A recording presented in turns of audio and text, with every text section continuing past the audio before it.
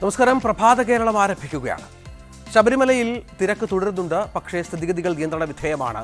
കഴിഞ്ഞ ദിവസങ്ങളിലെ ഒന്നും പ്രശ്നങ്ങൾ തൽക്കാലം ശബരിമലയിൽ കഴിഞ്ഞ 2 ദിവസമായി ഇല്ല എന്നുള്ളതാണ് ഏറ്റവും പ്രധാനപ്പെട്ട വിവരം. കൃത്യമായി തന്നെ അയ്യപ്പ ഭക്തർക്ക് ദർശനം നടക്കുന്ന പശ്ചാത്തലമുണ്ട്. സുഗമമായ ദർശനം അവിടെ സാധ്യമാണ്. ഇപ്പോൾ കണക്ക് പക്ഷേ ഈ തിരക്കുള്ള ദിവസങ്ങളിൽ ആ പ്രശ്നമുണ്ടായ ദിവസങ്ങളിലെ അതേ കണക്ക് തന്നെയാണ്. 92,222 പേർ ഇന്നലെ മാത്രം ദർശനം നടത്തി എന്നുള്ളതാണ് ഏറ്റവും പ്രധാനപ്പെട്ട വിവരം. ഒപ്പം കോടതിയിൽ ശബരിമലയുമായി ബന്ധപ്പെട്ട കേസ് പരിഗണിക്കുന്ന പശ്ചാത്തലം കൂടിയുണ്ട്. സർക്കാർ അടക്കം നിലപാടുകൾ ഈ വിഷയത്തിൽ വ്യക്തമാക്കേണ്ടി വരും. മറ്റൊന്ന് നവകേരള സദസ്സാണ്. ആലപ്പുഴ ജില്ലയിലാണ്. ഇന്ന് പത്രങ്ങളുടെയൊക്കെ പ്രധാന ചിത്രത്തിലൊന്ന് ആലപ്പുഴയിലെ ജങ്കാർ വഴി നവകേരള സദസ്സിൻ്റെ ബസ് ജില്ലയിലേക്ക് പ്രവേശിക്കുന്ന ഒരു പ്രധാനപ്പെട്ട കാഴ്ചയാണ്. രസകരമായ ഒരു ചിത്രം ഇന്ന് മിക്ക പത്രങ്ങളുടെയും മുൻപേജിലുണ്ട്. മുഖ്യമന്ത്രിയും മന്ത്രിമാരുമൊക്കെ സോളാർ ബോട്ടിലാണ് ജില്ലയിലേക്ക് പ്രവേശിച്ചത്. ഇന്നലെ അരൂരിലായിരുന്നു ആലപ്പുഴയിലെ പ്രധാനപ്പെട്ട സമ്മേളനം ഉണ്ടായിരുന്നത്. അതിനുശേഷം ഇന്ന് ജില്ലയിൽ പര്യടനം തുടരും എന്നുള്ളതാണ് പ്രധാനപ്പെട്ട വിവരം. ഒപ്പം ഈ മതിലുകൾ പൊളിച്ചതുമായി ബന്ധപ്പെട്ട വിവാദവും സംസ്ഥാനത്ത് തുടരുന്നുണ്ട്. പാർലമെന്റ് അതിക്രമ കേസ് അത് പ്രതിപക്ഷം ഒരു വലിയ വിഷയമായി ഉന്നയിച്ച പശ്ചാത്തലം കൂടി നമ്മൾ ഇതിനോട് കൂട്ടി വായിക്കണം. ആഭ്യന്തരമന്ത്രി അമിത്ഷാ ഇതുമായി ബന്ധപ്പെട്ട് പ്രസ്താവന നടത്തണമെന്നായിരുന്നു പ്രതിപക്ഷത്തിൻ്റെ ആവശ്യം. പക്ഷേ അത് അമിത്ഷാ ചെവിക്കൊള്ളുന്നില്ല, സർക്കാർ ചെവിക്കൊള്ളുന്നില്ല. അമിത്ഷാ പ്രസ്താവന നടത്തത്തക്ക വിധമുള്ള ഗൗരവം സർക്കാർ ഈ വിഷയത്തിൽ കാണാത്തത് എന്തേ എന്നാണ് പ്രതിപക്ഷം ചോദിക്കുന്നത്. അതേസമയം ഇതുമായി ബന്ധപ്പെട്ട അന്വേഷണം അത് പുരോഗമിക്കുകയും ചെയ്യുന്നുണ്ട്. ഇതടക്കം നിരവധി വാർത്തകളുണ്ട്. നമുക്ക് തലക്കെട്ടുകളിലേക്ക് പോകാം.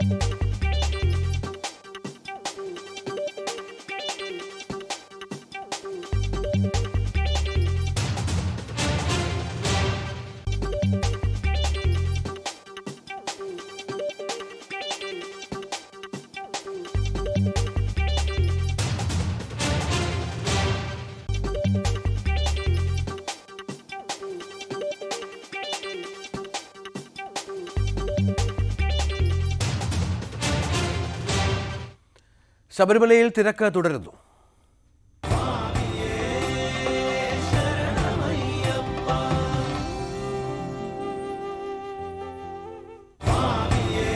ശബരീശ ദർശനം നിങ്ങൾക്കായി സമർപ്പിക്കുന്നത് വ്രതശുദ്ധിയുടെയും നന്മയുടെയും നാളുകൾ പരിശുദ്ധമാക്കാം മിൽമയ്ക്കൊപ്പം. മിൽമ, കേരളം കണികണ്ടുണരുന്ന നന്മ. ശബരിമലയിൽ തിരക്ക് തുടരുകയാണ്. പക്ഷെ അപ്പോഴും സ്ഥിതിഗതികൾ നിയന്ത്രണ വിധേയമാണ്. നേരത്തെ പറഞ്ഞതുപോലെ 92,222 പേർ ഇന്നലെ ദർശനം നടത്തി മടങ്ങി. അതേസമയം ശബരിമലയിലെ തിരക്ക് നിയന്ത്രണത്തിൽ സ്വമേധയാ സ്വീകരിച്ച ഹർജി ഹൈക്കോടതി ഇന്ന് പരിഗണിക്കുന്നുണ്ട്. വെർച്വൽ ക്യൂ, സ്പോട്ട് ബുക്കിംഗുകളെ സംബന്ധിച്ച തൽസ്ഥിതി റിപ്പോർട്ട് പോലീസും ദേവസ്വം ബോർഡും ബെഞ്ചിനെ അറിയിക്കും. പോലീസ് നിയന്ത്രണങ്ങളെ സംബന്ധിച്ചും സർക്കാർ വിശദീകരിക്കും. പമ്പയിലെയും സന്നിധാനത്തെയും എക്സിക്യൂട്ടീവ് മജിസ്ട്രേറ്റുമാർ ഇന്ന് തൽസ്ഥിതി റിപ്പോർട്ടും നൽകും. ഡാനി പോൾ വിവരങ്ങൾ പങ്കുവെക്കും. ഡാനി, ഇപ്പോൾ 2-3 ദിവസമായി ശബരിമലയിൽ കാര്യങ്ങൾ നിയന്ത്രണത്തിലാണ്. ദേവസ്വം ബോർഡും പോലീസും കാര്യക്ഷമമായി പ്രവർത്തിക്കുന്നു. ഭക്തർക്ക് സുഗമമായ ദർശനം സാധ്യമാകുകയും ചെയ്യുന്നു. പക്ഷേ അതിന് മുൻപുള്ള 4 ദിവസങ്ങളിൽ ഇതായിരുന്നില്ല സ്ഥിതി. കോടതിയുടെ ഭാഗത്ത് ആ കണക്കുകളുമുണ്ട്, ആ സ്ഥിതിയുമുണ്ട്, ഇപ്പോഴത്തെ പ്രധാനപ്പെട്ട പശ്ചാത്തലവുമുണ്ട്. അതനുസരിച്ചുള്ള ഒരു തീരുമാനമായിരിക്കും കോടതിയുടെ ഭാഗത്തുനിന്നുണ്ടാവുക. ഇപ്പോഴത്തെ സ്ഥിതിഗതികളടക്കം കോടതിയെ ധരിപ്പിച്ചുകൊണ്ട് ഈ പ്രശ്നവും തണുപ്പിക്കാനായിരിക്കും സർക്കാരും ശ്രമിക്കുക.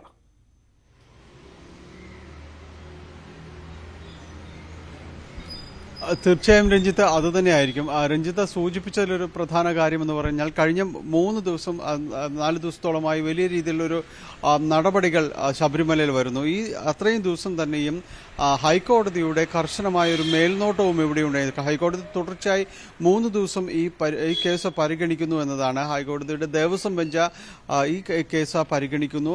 പ്രത്യേകിച്ച് നിരവധിയായ പരാതികൾ വരുന്നു. കഴിഞ്ഞ ദിവസങ്ങളിൽ കോടതി പറഞ്ഞത് 300ഓളം പരാതികൾ ഇത് സംബന്ധിച്ച് ലഭിച്ചു എന്നാണ് പറയുന്നത്. ഇമെയിലായി തന്നെയും പല പരാതികൾ ലഭിച്ചു.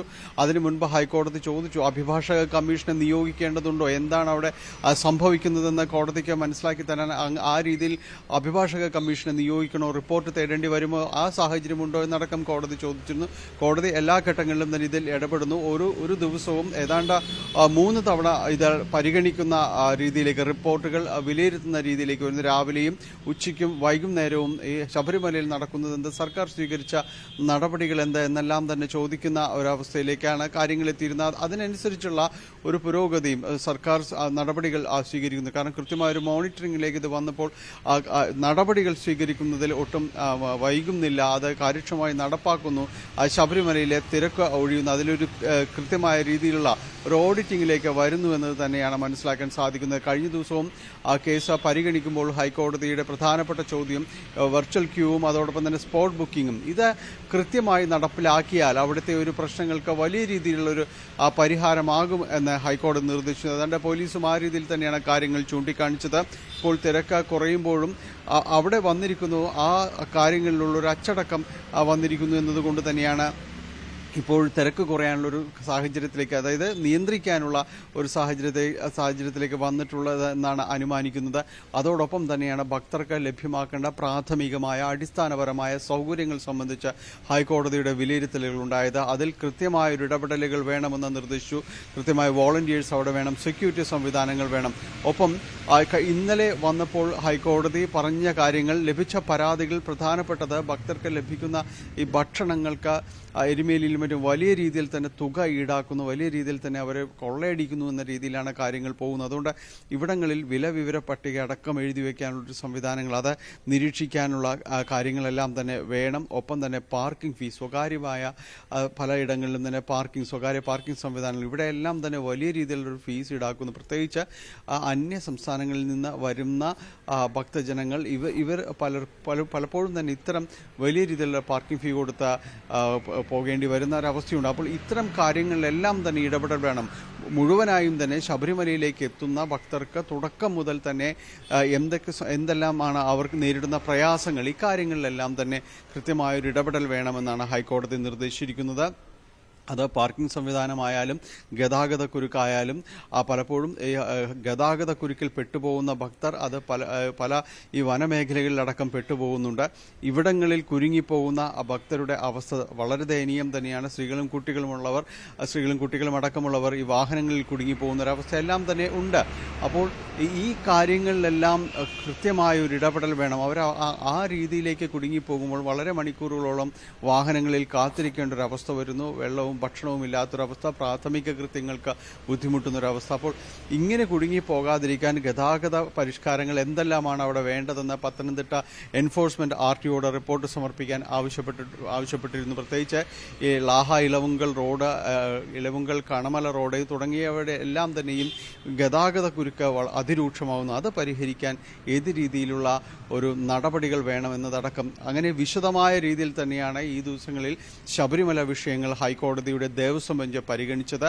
ഓരോ സിറ്റിങ്ങിലും, അതായത് രാവിലെയും ഉച്ചയ്ക്കും വൈകിട്ടുമായി നടക്കുന്ന സിറ്റിങ്ങിൽ കൃത്യമായ രീതിയിലുള്ള വിവരങ്ങൾ സർക്കാരും സമർപ്പിക്കുന്നുണ്ടായിരുന്നു. സർക്കാർ ഇടപെടലുകൾ ചൂണ്ടിക്കാണിച്ചുകൊണ്ട് അതുമൂലം വന്നിരിക്കുന്ന പരിഹാരങ്ങൾ ഓരോ വിഷയങ്ങൾ പരിഹരിക്കപ്പെട്ടത് ചൂണ്ടിക്കാണിച്ചുകൊണ്ടെല്ലാം തന്നെ റിപ്പോർട്ടുകൾ നൽകുന്നുണ്ടായിരുന്നു. ഇന്നും കേസ് പരിഗണിക്കുന്നു. തുടർച്ചയായ 4ാം ദിവസമാണ് ഹൈക്കോടതി ശബരിമല വിഷയത്തിൽ സ്വമേധയായി എടുത്ത ഈ കേസിന്റെ നടപടികൾ പരിഗണിക്കുന്നത്. കോടതിയിലെ സാഹചര്യം ഏതായാലും ശബരിമലയിൽ തിരക്കുണ്ട്, പക്ഷേ നിയന്ത്രണ വിധേയമാണ്. കഴിഞ്ഞ 3 ദിവസമായി, ഇന്നലെയും മിനിഞ്ഞാന്നും തിരക്ക് നിയന്ത്രണ വിധേയമാണ്. അനുമോദ് അവിടെ സന്നിധാനത്തുണ്ട്. അനുമോദ്, ഭക്തജനങ്ങൾ വലിയ തോതിൽ വരുന്നുണ്ട്. ഇന്നലത്തെ കണക്കൊക്കെ 92,222 പേർ എന്നുള്ളതാണ്. പക്ഷേ അപ്പോഴും കാര്യങ്ങൾ പ്രശ്നമൊന്നുമില്ല. എന്തുകൊണ്ടാണ് ഈ മാറ്റം ശബരിമലയിൽ സംഭവിച്ചിരിക്കുന്നത്? ഇത്രയധികം ഭക്തജനങ്ങൾ വന്നിട്ടും സുഗമമായി വലിയ പ്രശ്നങ്ങളൊന്നുമില്ലാതെ, ഗതാഗത കുരുക്കില്ല, ആളുകൾക്ക് ദർശനം നടത്തി മടങ്ങാനുള്ള പശ്ചാത്തലമൊക്കെ ഏതൊക്കെ തരത്തിലുള്ള മാറ്റങ്ങൾ ഈ സംവിധാനങ്ങളിൽ വരുത്തിയത് കൊണ്ടാണ് സംഭവിച്ചിരിക്കുന്നത്?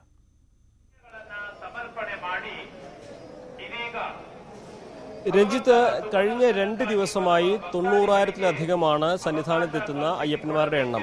ഇന്നലെ 92,222, അതിന് മുൻപത്തെ ദിവസം 93,000-ലധികം. ഈ 2 ദിവസവും കാര്യമായ പ്രശ്നങ്ങൾ, അതായത് കഴിഞ്ഞ ആഴ്ച അയ്യപ്പന്മാർക്ക് നേരിടേണ്ടി വന്ന പോലത്തെ പ്രശ്നങ്ങൾ നേരിടേണ്ടി വന്നിട്ടില്ല എന്നതാണ് ഇവിടെ എടുത്തു പറയേണ്ട കാര്യം. പമ്പയിൽ നിന്നും സന്നിധാനത്തേക്ക് മണിക്കൂറുകൾ ക്യൂ നിൽക്കേണ്ട അവസ്ഥ ഇപ്പോഴും ഉണ്ട്. അത് സാധാരണ സന്നിധാനത്ത് ദർശനത്തിന് എല്ലാവർക്കും അനുഭവമുള്ള, അല്ലെങ്കിൽ എല്ലാവരും ശീലിച്ചിരുന്ന ഒരു കാര്യമാണ്. ചിലപ്പോൾ 5-6 മണിക്കൂറുകൾക്ക് ക്യൂ നിൽക്കേണ്ടി വരും.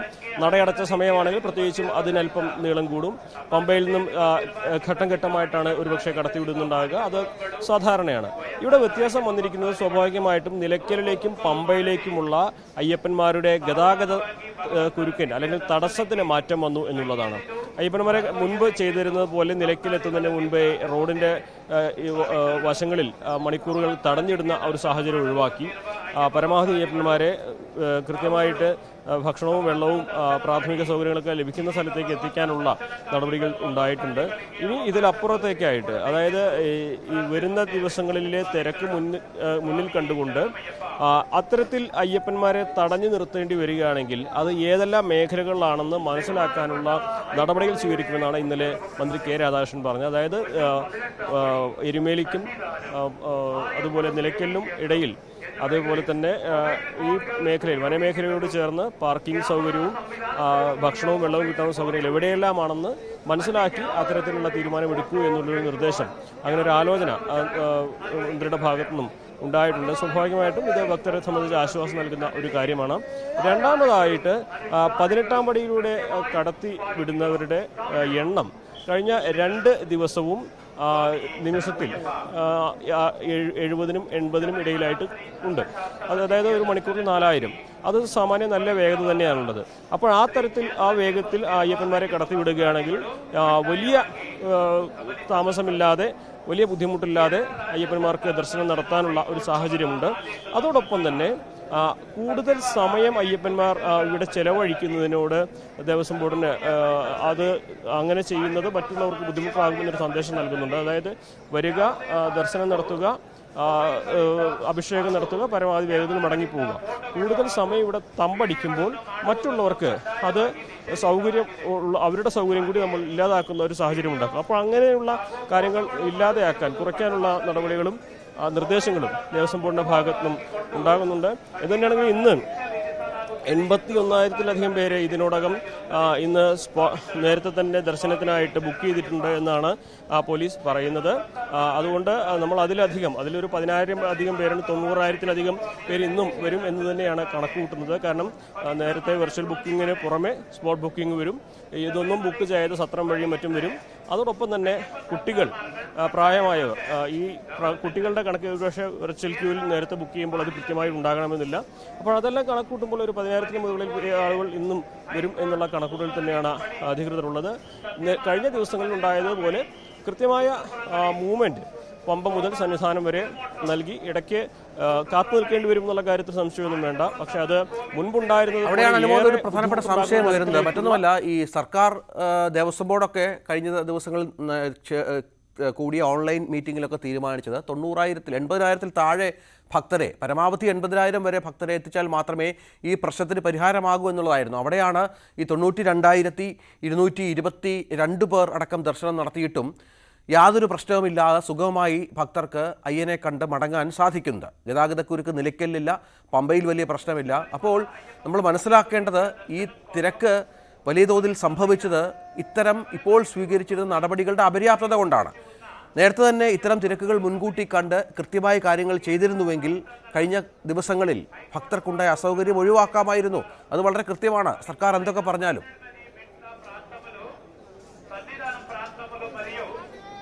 തീർച്ചയായും അത് അന്നത്തെ 2 ദിവസം ഇവിടെ ഈ കാര്യങ്ങൾ കൈകാര്യം ചെയ്തതിൽ വന്നൊരു പിഴവ് തന്നെയാണ്. അന്നത്തെ ദിവസം 18-ാം പടിയിലൂടെ കയറിയത് ഒരു നിമിഷം പരമാവധി 40-നും 50-നും ഇടയിലുള്ള അയ്യപ്പന്മാർ മാത്രമാണെന്നാണ് കണക്കുകൾ പറയുന്നത്. അത് സ്വാഭാവികമായിട്ടും സന്നിധാനത്തെ ഈ തിരക്കിനെ, ഈ ഒഴുക്കിനെ നിയന്ത്രിക്കുന്നതെല്ലാം 18-ാം പടിയിലെ അയ്യപ്പന്മാർ ഒരു നിമിഷം എത്ര പേർ കയറുന്നു ഉള്ളത് കണക്കാണ്. അന്ന് അത് വളരെ അല്പം മന്ദഗതിയിലായിരുന്നു. കൃത്യമായ കാരണം പറയുന്നത് ചെറിയ കുട്ടികളും പ്രായമായവരും ഒക്കെ വരുമ്പോൾ വളരെ വേഗത്തിൽ സാധാരണ ഒരു അയ്യപ്പനെ പിടിച്ചു കയറ്റുന്ന പോലെ പിടിച്ചു കയറ്റാനാവില്ല. അവർക്കത് ദേഹത്തിന് വേദന ഉണ്ടാകും, ബുദ്ധിമുട്ടുണ്ടാകും. അപ്പോൾ അതിൻ്റെതായ സമയമെടുക്കും. ഒരുപക്ഷെ ആ ദിവസം കൈകാര്യം ചെയ്തതിൽ വന്ന ഒരു അപര്യാപ്തത. രണ്ടാമതായിട്ട് അയ്യപ്പന്മാരെ മണിക്കൂറുകൾ എവിടെയെങ്കിലുമൊക്കെ പിടിച്ചിടുമ്പോൾ, അവർ തടഞ്ഞു വെക്കുമ്പോൾ അവർക്ക് ആവശ്യമായ മതിയായ വിശ്രമം, അതായത് കുടിവെള്ളമോ ലഘുഭക്ഷണമോ പ്രാഥമിക കാര്യങ്ങൾക്കുള്ള സൗകര്യമോ ഒക്കെ ഒരുക്കുന്ന ഇടങ്ങളിലാവണം എന്നൊരു നിർബന്ധമുണ്ട്. അതും ആ ദിവസങ്ങളിൽ എത്രമാത്രം പാലിക്കപ്പെട്ടു എന്നുള്ളൊരു രണ്ടാമത്തെ ചോദ്യമാണ്. മൂന്നാമതായിട്ട് ഏറ്റവും പ്രധാനപ്പെട്ടതായിട്ട് സന്നിധാനത്ത് എത്ര തിരക്ക് വന്നാലും പമ്പ മുതൽ സന്നിധാനം വരെ വരി നിൽക്കുന്നതിൽ അയ്യപ്പന്മാർക്ക് മുൻപേ പരിചയമുണ്ട്. അവർക്കറിയാം പമ്പ മുതൽ സന്നിധാനം വരെ കാത്തു നിൽക്കേണ്ടി വരുമെന്നുള്ളത്. പക്ഷേ പമ്പ എത്തുന്നതിന് മുൻപ്, നിലയ്ക്കലെത്തുന്നതിന് മുൻപ് മണിക്കൂറുകൾ കാത്തു നിൽക്കേണ്ട അവസ്ഥ ഉണ്ടാവുന്നതാണ് ഈ ശബരിമലയുടെ തീർത്ഥാടന ചരിത്രത്തിൽ ഏറ്റവും ബുദ്ധിമുട്ടുണ്ടാക്കുന്ന ഒരു സാധനം. മണ്ഡല മകരവിളക്കിന്റെ സമയത്ത് കൃത്യമായി പമ്പ വരെ എത്തിക്കും, അല്ലെങ്കിൽ നിലയ്ക്കൽ വരെ എത്തിക്കും. അതിനുശേഷമാണ് ഘട്ടം ഘട്ടമായി കടത്തിവിടുന്നത്. ഇത് അതിനും മുൻപ് തടഞ്ഞു വെക്കുന്ന ഒരു സാഹചര്യം ഉണ്ടാവുകയാണ് അന്ന് ഏറ്റവും കൂടുതൽ ദുരിതമുണ്ടാക്കിയത്. ആ ദുരിതമാണ് യഥാർത്ഥത്തിൽ സത്യത്തിൽ ശബരിമലയുടെ ഈ ഒരു തീർത്ഥാടന കാലത്തിൽ ഏറ്റവും വലിയ വിവാദങ്ങൾക്ക് വഴിയൊരുക്കിയത്. അയ്യപ്പന്മാരെ ബസ്സിൽ പിടിച്ചു കയറ്റി മണിക്കൂറുകളോളം കാത്തു നിർത്തുക. ആ ബസ് ആളുകൾ നിറഞ്ഞ് 60, 70, 50 പേർക്ക് യാത്ര ചെയ്യാൻ കഴിയുന്ന ബസ്സിൽ 100, 120 പേര് കയറി വണ്ടി പുറപ്പെടാതെ മണിക്കൂറുകൾ കാത്തു നിൽക്കേണ്ട അവസ്ഥ. അങ്ങനെ ഉണ്ടാക്കുന്ന കൃത്യമായ നടത്തിപ്പിലെ പ്രശ്നങ്ങൾ, ആസൂത്രണത്തിൻ്റെ നടത്തിപ്പിലെ പ്രശ്നങ്ങൾ, വീഴ്ചകളാണ് ഈ വിവാദങ്ങൾക്കെല്ലാം കാരണമാക്കിയത്.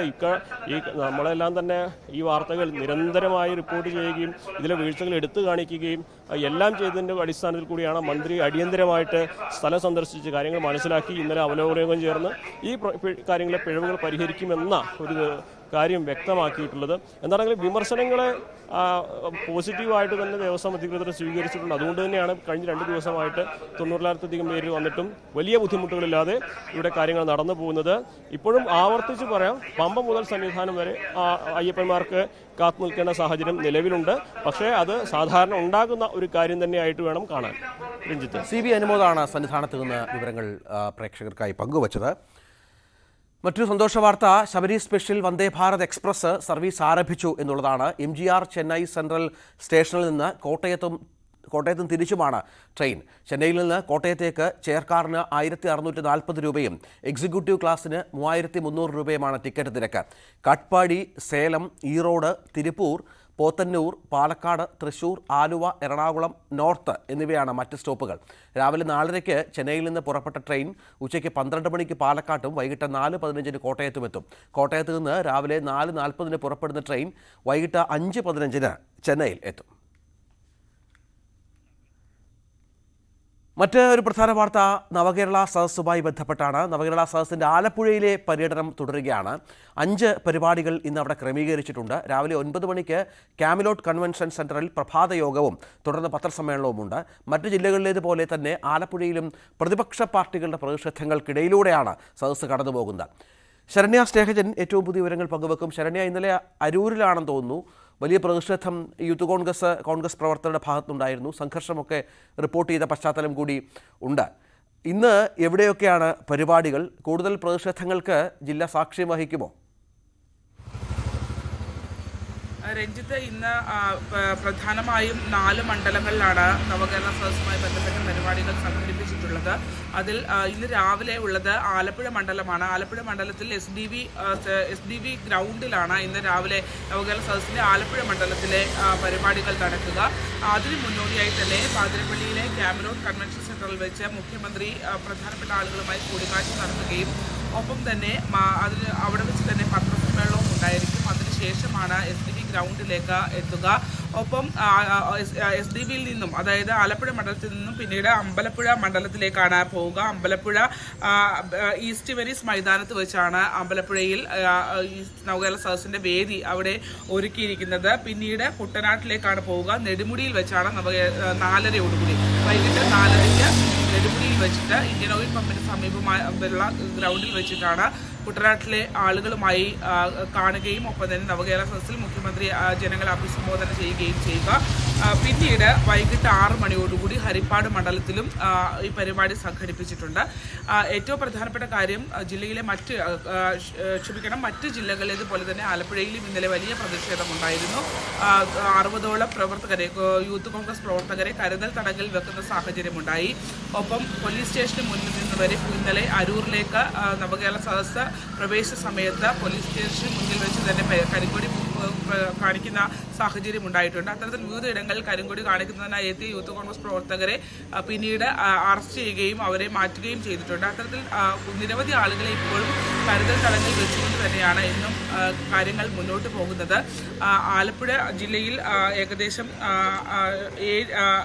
ചേർത്തലയിൽ 7216 നിവേദനങ്ങളാണ് ഇന്നലെ ലഭിച്ചിട്ടുള്ളത്. അത്രയും തന്നെ അടുത്ത അരൂറും ലഭിച്ചിട്ടുണ്ട്. ഇത്തരത്തിൽ വലിയ ജനസഞ്ചയമാണ് ഈ സദസ്സ് നടക്കുന്ന സ്ഥലത്തേക്ക് ആളുകൾ എത്തിക്കൊണ്ടിരിക്കുന്നത്. കാരണം ചേർത്തലയും ഒപ്പം തന്നെ ചേർത്തലയിലും മറ്റിടങ്ങളിലും, അത് ആലപ്പുഴയിലേക്ക് കടക്കുമ്പോൾ തന്നെ സ്വീകരിച്ചത് CPM-ന്റെ ജില്ലാ സെക്രട്ടറിയാണ്. അത്തരത്തിൽ പാർട്ടി പരിപാടി പോലെ തന്നെ അത്ര തന്നെ ആളുകളെ എത്തിക്കുന്നതിന് വേണ്ടിയുള്ള ശ്രമവും CPM-ന്റെ ഭാഗത്തു നിന്ന് ഉണ്ടാകുന്നുമുണ്ട്. ആ ഒരു ആൾക്കൂട്ടം ഇന്നലെ ചേർത്തലയിൽ നടന്ന പരിപാടിയിലും അരൂരും ഒക്കെ കാണാൻ കഴിയുന്നുണ്ട്. സമാനമായ സാഹചര്യം തന്നെയായിരിക്കും ഇന്ന് SDV ഗ്രൗണ്ടിൽ നടക്കുന്ന പരിപാടിയിലും.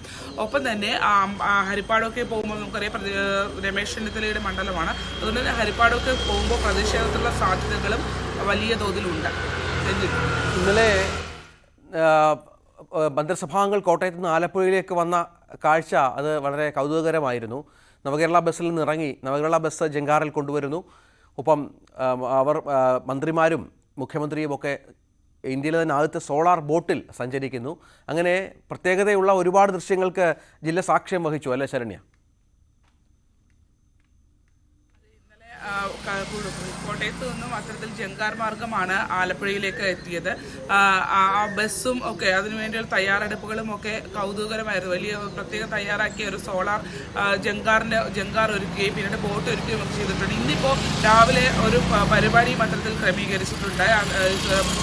വാട്ടർ ഇറിഗേഷൻ്റെ, അതായത് ജലഗതാഗത വകുപ്പിൻ്റെ സോളാർ ബോട്ടിൻ്റെ ഉദ്ഘാടനം. അത് ഇന്ത്യയിൽ തന്നെ ഏറ്റവും പ്രധാനപ്പെട്ട വലിയ ബോട്ടുകളിൽ ഒന്നാണ്. ആ ബോട്ടിൻ്റെ ഉദ്ഘാടനവും മുഖ്യമന്ത്രി നിർവഹിക്കും. ഈ നവകേരള സദസ്സിനായി SDV ഗ്രൗണ്ടിലേക്ക് എത്തുമ്പോൾ തന്നെയാണ് തൊട്ടടുത്ത് തന്നെയുള്ള സ്ഥലത്ത് പുന്നമഴയിൽ നിന്നും ആ ബോട്ടിൻ്റെ ഉദ്ഘാടനവും നിർവഹിക്കുക. അത്തരത്തിൽ ആ ബസ് വരുന്ന ദൃശ്യങ്ങളൊക്കെ ഇന്നലെ വളരെ കൗതുകകരമായ ദൃശ്യമായിരുന്നു. അതേസമയം തന്നെ പ്രതിഷേധങ്ങളും വലിയ തോതിലുണ്ടായിരുന്നു. ഏറ്റവും പ്രധാനപ്പെട്ട കാര്യം ഇന്നലെ മാധ്യമപ്രവർത്തകരെ തന്നെ പോലീസ് കയ്യേറ്റം ചെയ്യുന്ന ഒരു രീതിയൊക്കെ ഉണ്ടായിട്ടുണ്ടായിരുന്നു. മാധ്യമത്തിൻ്റെ ഫോട്ടോഗ്രാഫർ വഴിയിൽ, അതായത് ഈ സദസ്സിനുള്ള വാഹനങ്ങൾ കടക്കുന്ന ചിത്രങ്ങൾ എടുത്തിരുന്ന മാധ്യമത്തിൻ്റെ ഫോട്ടോഗ്രാഫർക്ക് നേരെ പോലീസ് അതിക്രമമൊക്കെ ഉണ്ടായി. വാഹനം പൂട്ടിയെടുക്കുകയും ഒപ്പം തന്നെ ഇരുചക്ര വാഹനം ചവിട്ടി താഴെയിടുകയും ഒക്കെ ചെയ്തിട്ടുണ്ട്.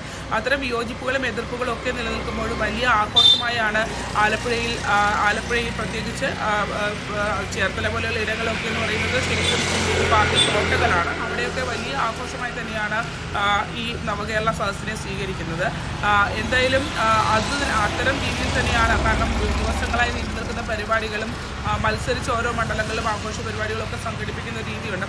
അറിയാലോ, ആലപ്പുഴയെ സംബന്ധിച്ചിടത്തോളം ഏറ്റവും കൂടുതൽ ഇടത് മണ്ഡലങ്ങളുള്ള ഒരു ജില്ലയാണ്. അത്തരത്തിൽ ആ ഒരു രീതിയിൽ മത്സരിച്ചിടത് MLA-മാർ ഓരോ മണ്ഡലങ്ങളിലും പരിപാടികൾ സംഘടിപ്പിക്കുകയും ഒക്കെ ചെയ്തിരുന്നു. എന്തായാലും പരാതി നൽകാൻ എത്തുന്ന ആളുകളുടെ എണ്ണവും ഒക്കെ അത്രമാത്രം കൂടുതലാണ്. മാത്രമല്ല ഈ പറഞ്ഞ പോലെ തന്നെ മറ്റിടങ്ങളിലേതുപോലെ തന്നെ നേരിട്ട് കാണുന്നൊന്നുമില്ല. ആ കൗണ്ടറുകൾ വഴി പരാതികൾ സ്വീകരിക്കപ്പെടുകയാണ്. എല്ലായിടത്തും വളരെ ചുരുങ്ങിയ സ്ഥലത്ത് തന്നെ 4:30 അരൂർ എത്തിയിട്ട് പെട്ടെന്ന് തന്നെ ചേർത്തലയിലേക്ക് ഈ വാഹനം എത്തി. മന്ത്രിമാരും മുഖ്യമന്ത്രിയും ബാക്കിയുള്ള ആളുകളും എല്ലാം എത്തിയിരുന്നു. അതുപോലെ തന്നെ ഇന്നും അത്തരത്തിലൊരു തിരക്കിട്ട ഷെഡ്യൂൾ തന്നെയാണ് ആലപ്പുഴ ജില്ലയിലെ വിവിധ മണ്ഡലങ്ങളിലായി എത്തിയിട്ടുള്ളത്. ശരി, ഏതാണ് പ്രധാനപ്പെട്ട വിവരം? നമുക്ക് നേരത്തെ ശരണ്യ പറഞ്ഞതുപോലെ നേരത്തെ തീരുമാനിച്ച പ്ലാൻ മാറ്റിയാണ് മുഖ്യമന്ത്രി ഉൾപ്പെടെ മന്ത്രിസഭാംഗങ്ങൾ കോട്ടയത്ത് നിന്നും ആലപ്പുഴയിലേക്ക് യാത്ര തിരിച്ചത്. നവകേരള സദസ്സിന്റെ ബസ്സിൽ ഇരുന്നു കൊണ്ട് ജങ്കാറിൽ കായൽ കടക്കാൻ ആയിരുന്നു തീരുമാനം. പലതവണ ട്രയൽ റൺ നടത്തിയെങ്കിലും സുരക്ഷാ കാരണങ്ങൾ ചൂണ്ടിക്കാട്ടി അത് ഒഴിവാക്കി.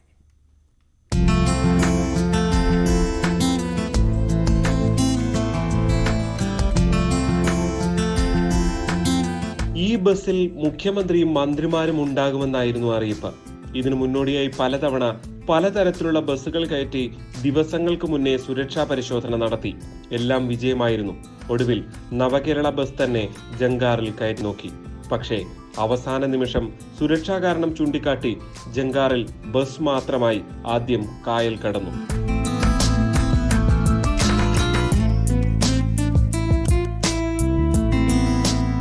ജങ്കാറ യാത്ര ഒഴിവാക്കിയതോടെ സോളാർ ബോട്ടിലാണ് മുഖ്യമന്ത്രിയും മന്ത്രിമാരും വൈക്കത്ത് നിന്ന് തവണക്കടവിലേക്ക് യാത്ര ചെയ്തത്. ജലഗതാഗത വകുപ്പിന്റെ ആദിത്യ സോളാർ ബോട്ടിലായിരുന്നു യാത്ര. ബോട്ടിനു ചുറ്റും ഡൈവർമാരടങ്ങുന്ന പല സംഘങ്ങൾ സുരക്ഷ ഒരുക്കി.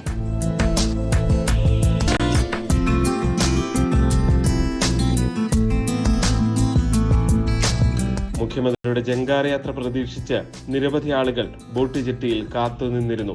ന്യൂസ് 18 കോട്ടയം.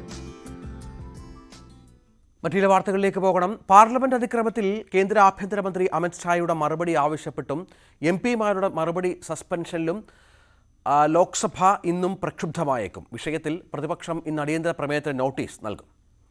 പാർലമെന്റിന് പുറത്താക്കിയതിനെതിരായ തൃണമൂൽ കോൺഗ്രസ് നേതാവ് മഹുവ മൊയ്ത്രയുടെ ഹർജി സുപ്രീം കോടതി ഇന്ന് പരിഗണിക്കുന്നുണ്ട്. ER രാഗേഷ് ചേരുന്നു. രാഗേഷ്, പ്രതിപക്ഷം മറുപടി നൽകണം ഈ വിഷയത്തിൽ, ആഭ്യന്തരമന്ത്രി മറുപടി നൽകണം എന്നായിരുന്നു പ്രധാനപ്പെട്ട ആവശ്യം. അപ്പോഴും ആഭ്യന്തരമന്ത്രിയുടെ ഭാഗത്തു നിന്ന് മറുപടി ഉണ്ടാകുന്നില്ല. അത് പ്രധാനപ്പെട്ട ഒരു വിഷയമായി മാറുന്നുണ്ട് ഈ പാർലമെന്റ് അതിക്രമ കേസിൽ. എന്തുകൊണ്ടാണ് സർക്കാർ അത്തരമൊരു നിലപാട് സ്വീകരിക്കുന്നത് എന്നുള്ളതാണ് പ്രധാനം. അത്ര ഗൗരവമേ സർക്കാർ ഈ വിഷയത്തോട് സമീപിക്കുന്നുള്ളോ എന്നുള്ളത് സംശയത്തിനും ആക്കം കൂട്ടുന്നുണ്ട് ഇത്തരം നിലപാടുകൾ. രഞ്ജിത്ത്, പാർലമെന്റ് അതിക്രമത്തിൽ കേന്ദ്ര ആഭ്യന്തരമന്ത്രിയുടെ മറുപടി വേണം, പ്രസ്താവന വേണമെന്നാണ് പ്രതിപക്ഷത്തിന്റെ പ്രധാനപ്പെട്ട ആവശ്യം. ഇന്നലെ ഈ വിഷയത്തിൽ ലോക്സഭ പ്രക്ഷുബ്ധമായിരുന്നു. ലോക്സഭയിൽ 13 MP-മാരെ സസ്പെൻഡ് ചെയ്തു. ആദ്യം 14 പേരെ സസ്പെൻഡ് ചെയ്തു, പിന്നീട് ഒരാളുടെ സസ്പെൻഷൻ പിൻവലിച്ചു. അപ്പോൾ സമാനമായ പ്രതിഷേധത്തിന് ഇന്നും സാധ്യതയുണ്ട്. പ്രതിപക്ഷം ഇന്ന് ഉന്നയിക്കുക, ഒന്ന്, ആഭ്യന്തരമന്ത്രി ഈ വിഷയത്തിൽ പ്രസ്താവന നടത്തണം, 2, സസ്പെൻഷൻ പിൻവലിക്കണം എന്നൊരാവശ്യം. അതിലുള്ള പ്രതിഷേധവും പ്രതിപക്ഷം അറിയിക്കും. ഏതായാലും ഇന്നലെ ആഭ്യന്തരമന്ത്രി സഭയ്ക്ക് പുറത്ത് അമിത്ഷാ ഈ വിഷയത്തിൽ പ്രതികരിച്ചിരുന്നു. അതായത് വീഴ്ച ഉണ്ടായി, ഗുരുതരമായ സംഭവമാണ് ഉണ്ടായിട്ടുള്ളത്. പക്ഷേ പ്രതിപക്ഷം രാഷ്ട്രീയം കളിക്കുകയാണെന്നാണ് ആഭ്യന്തരമന്ത്രി ഒരു സ്വകാര്യ ചാനലിൻ്റെ പരിപാടിയിൽ പറഞ്ഞത്. അതിന് കാരണമായി പറയുന്നത് പാർലമെന്റിന്റെ സുരക്ഷ, ലോക്സഭയുടെ സുരക്ഷ എന്ന് പറയുന്നത് അത് സ്പീക്കറുമായി ബന്ധപ്പെട്ട് നിൽക്കുന്നതാണ്. സ്പീക്കർക്ക് ലോക്സഭാ സെക്രട്ടേറിയറ്റും സ്പീക്കറിനുമാണ് അതിന്റെ സുരക്ഷാ കാര്യങ്ങൾ നോക്കുന്നത്. സ്വാഭാവികമായും സ്പീക്കർ ഇക്കാര്യത്തിൽ ഒരു ആഭ്യന്തര മന്ത്രാലയത്തിന് കത്തെഴുതി അതിന്റെ അടിസ്ഥാനത്തിൽ ഒരു സമിതിയെ രൂപീകരിച്ചിട്ടുണ്ട്. ഈ സമിതി അന്വേഷണം നടത്തുന്നുണ്ട്, അതിനുശേഷം റിപ്പോർട്ട് നൽകും. ഇതാണ് ആഭ്യന്തരമന്ത്രി വ്യക്തമാക്കിയത്. സ്വാഭാവികമായും ആ നിലപാട് തന്നെയാണ് സർക്കാരിനുള്ളത്. കാരണം സ്പീക്കറുമായി ബന്ധപ്പെട്ട് വരുന്ന വിഷയമാണ് സുരക്ഷ എന്ന് പറയുന്നത്. അതുകൊണ്ട് തന്നെ ഈ വിഷയത്തിൽ കേന്ദ്ര ആഭ്യന്തരമന്ത്രി പ്രസ്താവന നടത്തേണ്ടതില്ല എന്ന നിലപാടിലേക്ക് സർക്കാർ എത്തിയിട്ടുണ്ട്. ഇന്നും സമാനമായ രീതിയിൽ സഭ പ്രക്ഷുബ്ധമാകാൻ തന്നെയാണ് സാധ്യത. കാരണം പ്രതിപക്ഷം ഈ ആവശ്യം വീണ്ടും ഉന്നയിക്കും. കാരണം ആഭ്യന്തരമന്ത്രി പ്രസ്താവന നടത്തണം. ഒപ്പം MP-മാരുടെ സസ്പെൻഷനുള്ള പ്രതിഷേധവും സഭയെ പ്രക്ഷുബ്ധമാക്കാൻ തന്നെയാണ് സാധ്യത. ഏതായാലും ഈ കേസുമായി ബന്ധപ്പെട്ടുകൊണ്ട് കൂടുതൽ അറസ്റ്റുകൾ ഉണ്ടായിട്ടുണ്ട്. മുഖ്യ സൂത്രധാരൻ ലളിത് ജായെ ഇന്നലെ പോലീസിന് മുമ്പാകെ കീഴടങ്ങിയിരുന്നു. രാജസ്ഥാനിലാണ് ഈ സംഭവത്തിന് ശേഷം രാജസ്ഥാനിലേക്ക് ഇയാൾ കടന്നു എന്നാണ് പോലീസ് പറയുന്നത്. കാരണം നേരത്തെ തന്നെ സന്ദർശക ഗാലറിയിൽ നിന്ന് ലോക്സഭയിലേക്ക് ചാടിയ 2 പേരെയും പുറത്ത് പ്രതിഷേധിച്ച 2 പേരെയും അറസ്റ്റ് ചെയ്തിരുന്നു. അവരെ കോടതിയെ ഇപ്പോൾ കസ്റ്റഡിയിൽ വിട്ടിട്ടുണ്ട്. അതിനുശേഷം ഇപ്പോൾ ലളിത് ജായെ കൂടി പിടികൂടിയിരിക്കുകയാണ്. ഈ സംഭവത്തിൽ എല്ലാവരുടെയും മൊബൈൽ ഫോണുകൾ ലളിത് ജായുടെ കൈവശമുണ്ട് എന്നാണ് പോലീസ് പറയുന്നത്. കാരണം ഈ സംഭവത്തിന് ശേഷം ഈ ദൃശ്യങ്ങൾ സാമൂഹിക മാധ്യമങ്ങളിലടക്കം പോസ്റ്റ് ചെയ്ത് ലളിത് ജായാണെന്നാണ് പോലീസ് വ്യക്തമാക്കുന്നത്. അതുകൊണ്ട് തന്നെ വിശദമായി ചോദ്യം ചെയ്യേണ്ടതുണ്ട് എന്ന് പോലീസ് ആവർത്തിക്കുന്നു. രഞ്ജിത്ത്, ഒപ്പം പാർലമെന്റിൽ നിന്ന് പുറത്താക്കിയതിനെതിരായ തൃണമൂൽ കോൺഗ്രസ് നേതാവ് മഹുവ മൊയ്ത്രയുടെ ഹർജിയും കോടതി പരിഗണിക്കുന്നുണ്ട്. എന്തൊക്കെയാണ് മഹുവ മൊയ്ത്ര കോടതിയെ ബോധ്യപ്പെടുത്താൻ ശ്രമിച്ചത്? സുപ്രീം കോടതിയുടെ ഭാഗത്തുനിന്ന് ഇടപെടൽ പ്രതീക്ഷിക്കാമോ? രഞ്ജിത്ത്, കാരണം കഴിഞ്ഞ ദിവസമാണ് മഹുവ മൊയ്ത്രയെ ലോക്സഭയിൽ നിന്ന് പുറത്താക്കിയത്. എത്തിക്സ് കമ്മിറ്റിയുടെ റിപ്പോർട്ടിന്റെ അടിസ്ഥാനത്തിൽ പിന്നീട് ആണ് ലോക്സഭ ഇത്തരം മഹുവയെ പുറത്താക്കുന്ന നടപടിയിലേക്ക് കടന്നത്. ഇതിനെ ചോദ്യം ചെയ്തുകൊണ്ടാണ് ഇപ്പോൾ ഏതായാലും മഹുവ മൊയ്ത്ര സുപ്രീം കോടതിയെ സമീപിച്ചിരുന്നത്. ബുധനാഴ്ച തന്നെ സുപ്രീം കോടതിയെ സമീപിച്ച് അടിയന്തരമായി വാദം കേൾക്കണമെന്ന് ആവശ്യപ്പെട്ടു. തുടർന്നാണ് ഇന്ന് കേസ് പരിഗണിക്കുന്നത്. സ്വാഭാവികമായും മഹുവ മൊയ്ത്ര ഉന്നയിക്കുന്ന പ്രധാനപ്പെട്ട വാദം സ്വാഭാവിക നീതി നിഷേധിക്കപ്പെട്ടു എന്നുള്ളതാണ്. കാരണം ചോദ്യത്തിന് പണം വാങ്ങിയെന്ന ആരോപണം ഇതുവരെ തെളിയിക്കപ്പെട്ടിട്ടില്ല. അത് വെറും ആരോപണം മാത്രമാണ്. കാരണം ഈ വിഷയം ഉന്നയിച്ച BJP MP നിഷികാന്ത് ദുബെയ്ക്ക് ഈ വിഷയം അതിൽ അത്തരമൊരു ആരോപണം തെളിയിക്കാൻ സാധിച്ചിട്ടില്ല. മാത്രവുമല്ല തൻ്റെ ഭാഗം, അതായത് എത്തിക്സ് കമ്മിറ്റി മുമ്പാകെ വിശദീകരിക്കാൻ അവസരം കിട്ടിയിട്ടില്ല എന്നുകൂടി മഹുവ മൊയ്ത്ര വാദിക്കുകയും ചെയ്യുന്നു. കാരണം പാസ്വേഡുകളും മറ്റും MP-മാർ സ്വാഭാവിക സ്വാഭാവികമായും ചോദ്യങ്ങളും മറ്റും നൽകാനായി ഈ പാസ്വേഡുകൾ സ്വാഭാവികമായും ഷെയർ ചെയ്യാറുണ്ട്. അത് മാത്രമേ താനും ചെയ്തിട്ടുള്ളൂ എന്നൊരു വാദം മഹുവ ഉന്നയിക്കുകയും ചെയ്യുന്നുണ്ട്. അതുകൊണ്ട് തന്നെ സ്വാഭാവിക നീതി നിഷേധിക്കപ്പെട്ടു, തൻ്റെ വാദം ഉന്നയിക്കാൻ അവസരം നൽകിയിട്ടില്ലെന്നാണ് മഹുവ മൊയ്ത്ര ഉന്നയിക്കുന്നത്. ഏതായാലും ഇന്ന് കേസ് സുപ്രീം കോടതിക്ക് മുമ്പ് വരികയാണ്. മഹുവ മൊയ്ത്രയെ സംബന്ധിച്ചിടത്തോളം ഇന്നുണ്ടാകുന്ന കോടതി പരാമർശങ്ങൾ നിർണായകമാണ്. രഞ്ജിത്ത്. ശരി. മറ്റു വാർത്തയിലേക്ക്. പാർലമെന്റിൽ അതിക്രമം നടത്തിയ സംഭവത്തിൽ പങ്കാളികളായവരെല്ലാം പിടിയിലായിട്ടുണ്ട്. 4 വർഷം മുൻപ് പരിചയപ്പെട്ടവരാണ് അതിക്രമം നടത്താൻ സഭയിലെത്തിയതെന്നാണ് അന്വേഷണ ഉദ്യോഗസ്ഥർ പറയുന്നത്. 1.5 വർഷം മുൻപ് ഇവർ സോഷ്യൽ മീഡിയയിൽ ഭഗത് സിംഗ് ഗ്രൂപ്പ് ഉണ്ടാക്കിയാണ് ഇക്കഴിഞ്ഞ ദിവസം ഉണ്ടായ സംഭവങ്ങൾ ആസൂത്രണം ചെയ്തതെന്നും ചോദ്യം ചെയ്യലിൽ വ്യക്തമായി. രാജ്യത്ത് ഭരണം മെച്ചമല്ലെന്ന ആക്ഷേപമാണ് ഈ ഭഗത് സിംഗ് ഗ്രൂപ്പിനെ രാജ്യത്തെ ജനാധിപത്യത്തിൻ്റെ ശ്രീകോവിലേക്ക് സ്മോക്ക് സ്പ്രേയുമായി എത്താൻ പ്രേരിപ്പിച്ചത്. പാർലമെന്റിലുണ്ടായ അതിക്രമത്തിന് പിന്നിലുണ്ടായിരുന്നത് 11 മാസത്തെ ആസൂത്രണമെന്ന് അന്വേഷണത്തിൽ വ്യക്തമായി. കൃത്യമായ ആസൂത്രണത്തിനൊപ്പം പഴുതടച്ച ഏകോപനം കൂടിയായതോടെയാണ് അക്രമികളായ 6 പേർക്കും അതീവ സുരക്ഷാ മേഖലയായ പാർലമെന്റിനുള്ളിലെത്താൻ കഴിഞ്ഞത്. അന്വേഷണ കേന്ദ്രങ്ങളിൽ നിന്ന് ലഭിച്ച വിവരങ്ങളുടെ അടിസ്ഥാനത്തിൽ news 18 network security affairs group editor Manoj ഗുപ്തയാണ് ഏറ്റവും നിർണായകമായ വാർത്ത പുറത്തുവിട്ടത്. സമൂഹ മാധ്യമത്തിലൂടെ 4 വർഷമായി പരിചയമുള്ളവരാണ് 6 പേരും. ഏതൊരു കുറ്റകൃത്യത്തിനും വേണ്ടിവരുന്ന മുന്നൊരുക്കങ്ങൾ ഇവർ നടത്തിയിരുന്നുവെന്നും വ്യക്തമാണ്. ആക്രമണ വിവരം പുറത്തു വന്ന ഉടനെ എല്ലാവരും ചോദിച്ചത് എങ്ങനെയാണ് ഇവർക്ക് അതീവ സുരക്ഷയുള്ള പാർലമെന്റ് വളപ്പിലും 2 പേർക്ക് പാർലമെന്റിനുള്ളിലും കടക്കാനായതെന്നാണ്. അതത്ര എളുപ്പമാണോ എന്ന ചോദ്യത്തിന് പ്രസക്തിയില്ല. കാരണം ഇന്ത്യയുടെ പരമോന്നത നിയമനിർമ്മാണ സഭ അത്രമാത്രം സുരക്ഷാ വലയത്തിലുള്ളതാണ്. പാർലമെന്റ് വളപ്പിലേക്ക് പ്രവേശിക്കണമെങ്കിൽ തന്നെ വലിയ പരിശോധനകൾ കടക്കണം. പിന്നെയും 2 തരത്തിലുള്ള സുരക്ഷാ പരിശോധന കടന്നാൽ മാത്രമേ ആർക്കും പാർലമെന്റ് മന്ദിരത്തിലേക്ക് എത്താൻ കഴിയൂ. അതുകൊണ്ട് തന്നെ വ്യക്തമാണ് ഇവർ നടത്തിയ നിരീക്ഷണങ്ങളും ആസൂത്രണവും എത്രമാത്രം ഏകോപിക്കപ്പെട്ടതായിരുന്നു എന്നത്. പാസ് നൽകുന്നത് മുതൽ ലോക്സഭയിലെ സന്ദർശക ഗാലറിയിലേക്ക് പ്രവേശിക്കാനുള്ള സുരക്ഷാ കടമ്പകളെല്ലാം ആർക്കും സംശയം തോന്നാതെ കടക്കാൻ അവർക്കായി. 1.5 വർഷം മുമ്പാണ് ഇവർ 6 പേരും ഭഗത് സിംഗ് എന്ന സോഷ്യൽ മീഡിയ ഗ്രൂപ്പിലൂടെ അതിക്രമത്തിന് പദ്ധതിയിടുന്നത്. ഡൽഹിയിൽ ഇന്ത്യ ഗേറ്റിലെത്തിയാണ് ഇവർ അവസാനവട്ട ആസൂത്രണം നടത്തിയത്. അതിനു മുമ്പേ പാർലമെന്റ് കെട്ടിടത്തിന്റെ പ്ലാൻ പൂർണ്ണമായും കൈക്കലാക്കിയിരുന്നു. എങ്ങനെയാണ് നീങ്ങേണ്ടതെന്ന് ആലോചിച്ചുറപ്പിക്കാൻ ഇന്ത്യ ഗേറ്റിലെ കൂടിക്കാഴ്ച 1/2 മണിക്കൂറോളം നീണ്ടതായും മനോജ് ഗുപ്തയുടെ റിപ്പോർട്ടിൽ പറയുന്നു. ഓരോരുത്തരും എന്താണ് ചെയ്യേണ്ടതെന്ന അവസാന രൂപം തയ്യാറാക്കുന്നതും ഈ കൂടിക്കാഴ്ചയിൽ വച്ചാണ്. 6 പേരും ഒരുമിച്ച് പാർലമെന്റ് മന്ദിരത്തിനുള്ളിൽ കയറാനായിരുന്നു ആദ്യ തീരുമാനം.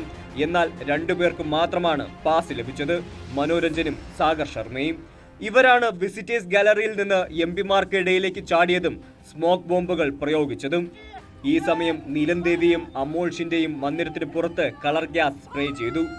ലളിതും വിശാൽ ശർമ്മയും ഇവരുടെ സഹായികളായി പുറത്തുണ്ടായിരുന്നു. വിശാലിനെ ഗുരുഗ്രാമിൽ നിന്ന് പിന്നീട് പിടികൂടി. ലളിത് ഒളിവിലാണ്. കഴിഞ്ഞ കുറച്ചു ദിവസം മുമ്പേ പാർലമെന്റ് വളപ്പിൽ കയറിയ 4 പേരും ഡൽഹിയിലെത്തിയിരുന്നു. സംഭവത്തിന്റെ എല്ലാം ആസൂത്രകനായ ഛായാണ് ഇവരെ 4 പേരെയും ഗുരുഗ്രാമിലെ സുഹൃത്തായ വിശാൽ ശർമ്മയുടെ വീട്ടിലെത്തിച്ചത്. ഗുരുഗ്രാം സെക്ടർ 7-ലെ വീട് ഇവർക്കായി വിശാലും ഭാര്യ രാഖിയും ഒരുക്കി കൊടുത്തു. മനോരഞ്ജനാണ് പ്രതാപ് സിംഹ എംപിയുടെ പേഴ്സണൽ സ്റ്റാഫ് വഴി പാസ് സംഘടിപ്പിച്ചത്. ജനുവരിയിൽ ഇതിനായി ഒരുക്കം തുടങ്ങിയ മനോരഞ്ജൻ പാർലമെന്റിന്റെ മൺസൂൺ സമ്മേളന സമയത്തും ഡൽഹിയിലെത്തിയിരുന്നു. അന്ന് പാർലമെന്റ് കോംപ്ലക്സിൽ സന്ദർശനം നടത്തിയാണ് അതിക്രമത്തിന്റെ പ്ലാൻ തയ്യാറാക്കിയത്. സർക്കാരിന്റെ പ്രവർത്തനത്തിൽ അതൃപ്തരായാണ് അതിക്രമത്തിന് മുതിർന്നതെന്നാണ് ഇവർ മൊഴി നൽകിയത്. മണിപ്പൂർ സംഘർഷം, കർഷക സമരം, വിലക്കയറ്റം എന്നിവയാണ് ഇവർ പ്രശ്നങ്ങളായി ഉന്നയിക്കുന്നത്. ഭഗത് സിംഗ് ആണ് തങ്ങളുടെ വഴികാട്ടിയെന്നാണ് അവകാശപ്പെടുന്നത്. തുടർന്ന് പാർലമെന്റിലേക്ക് അതിക്രമം നടത്താൻ 4 പേരും തീരുമാനിച്ചെന്നാണ് മൊഴിയിൽ പറയുന്നത്. നീലം ദേവിയുടെ ഓൺലൈൻ പ്രൊഫൈലിൽ പാർട്ടി റാലികളിൽ പങ്കെടുക്കുന്നതിന്റെയും ഭഗത് സിംഗിന്റെയും BR അംബേദ്കറുടെയും ഫോട്ടോകളുമുണ്ട്.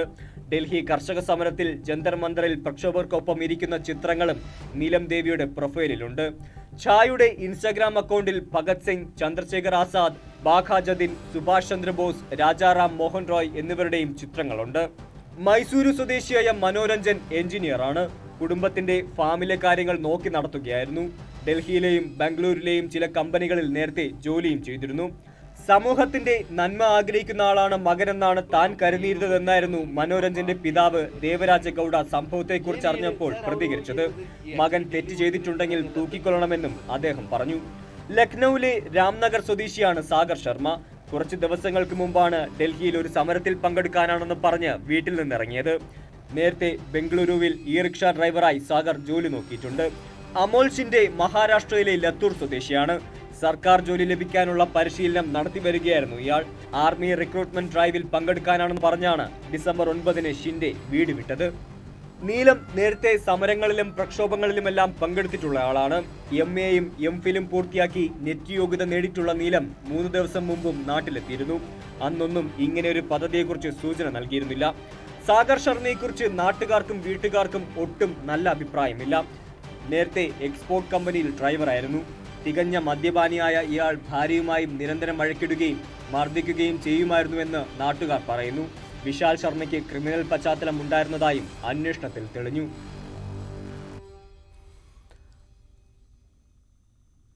ലോക്സഭയിലുണ്ടായ അതിക്രമം വലിയ സുരക്ഷാ വീഴ്ചയാണ് എന്നതിൽ സംശയമില്ല. അതുകൊണ്ട് തന്നെ പാർലമെന്റിലെ സുരക്ഷാ സംവിധാനങ്ങളിൽ ചില മാറ്റങ്ങൾ വരുത്തുകയാണ് സർക്കാർ. സന്ദർശകർക്ക് നിലവിൽ പ്രവേശനം വിലക്കിയിരിക്കുകയാണ്. സന്ദർശകർക്ക് പ്രവേശനം നൽകുമ്പോൾ അതിലുമുണ്ടാകും പരിഷ്കാരം. വിസിറ്റേഴ്സ് ഗാലറിക്ക് മുന്നിൽ വലിയ ഗ്ലാസ് സ്ഥാപിക്കുന്നതാകും അതിൽ പ്രധാനം. ഒപ്പം പ്രവേശനം നൽകുന്നതിന് പുതിയ സുരക്ഷാ പരിശോധനകളും നടപ്പാക്കും. 2001 പാർലമെന്റ് ആക്രമണത്തിന്റെ 22ാം വാർഷികത്തിൽ 4 പേർ പാർലമെന്റിനുള്ളിൽ കടന്നുകയറി കാട്ടിയ അതിക്രമം വലിയ തോതിൽ ചർച്ച ചെയ്യുകയാണ്. ഒരു ഭീകരാക്രമണമാണെന്ന് വിലയിരുത്തിയിട്ടില്ലെങ്കിലും ഇന്ത്യയുടെ ജനാധിപത്യത്തിന്റെ ശ്രീകോവിലിൽ 4 പേർ സകല സുരക്ഷാ ക്രമീകരണങ്ങളും മറികടന്നെത്തിയെന്നത് ഏറെ ഗൗരവമുള്ള കാര്യമാണ്. ആക്രമണം കഴിഞ്ഞതിന് പിന്നാലെ തൃണമൂൽ കോൺഗ്രസ് ഇക്കാര്യം ചൂണ്ടിക്കാട്ടി എക്സിൽ പോസ്റ്റ് ചെയ്യുകയും ചെയ്തു. എന്തായാലും ഈ സംഭവം പാർലമെന്റ് വളപ്പിലെ സുരക്ഷ സംബന്ധിച്ച പുനർചിന്തനത്തിനാണ് വഴിവെച്ചത്. വലിയ സുരക്ഷാ വീഴ്ചയാണ് സംഭവിച്ചത് എന്നതിൽ തർക്കമൊന്നുമില്ല. അതുകൊണ്ട് തന്നെ അതിക്രമമുണ്ടായി മണിക്കൂറുകൾക്കുള്ളിൽ പാർലമെന്റിലെ സുരക്ഷാ സംവിധാനങ്ങളിൽ മാറ്റം വരുത്തിയിട്ടുണ്ട്. പുതിയ ചില സുരക്ഷാ ക്രമീകരണങ്ങൾ ഒട്ടും വൈകാതെ നടപ്പാക്കുകയും ചെയ്യുമെന്ന് ഫസ്റ്റ് പോസ്റ്റ് റിപ്പോർട്ട് ചെയ്യുന്നു. നിലവിൽ പാർലമെന്റിലേക്ക് സന്ദർശകർക്ക് അനുമതിയില്ല.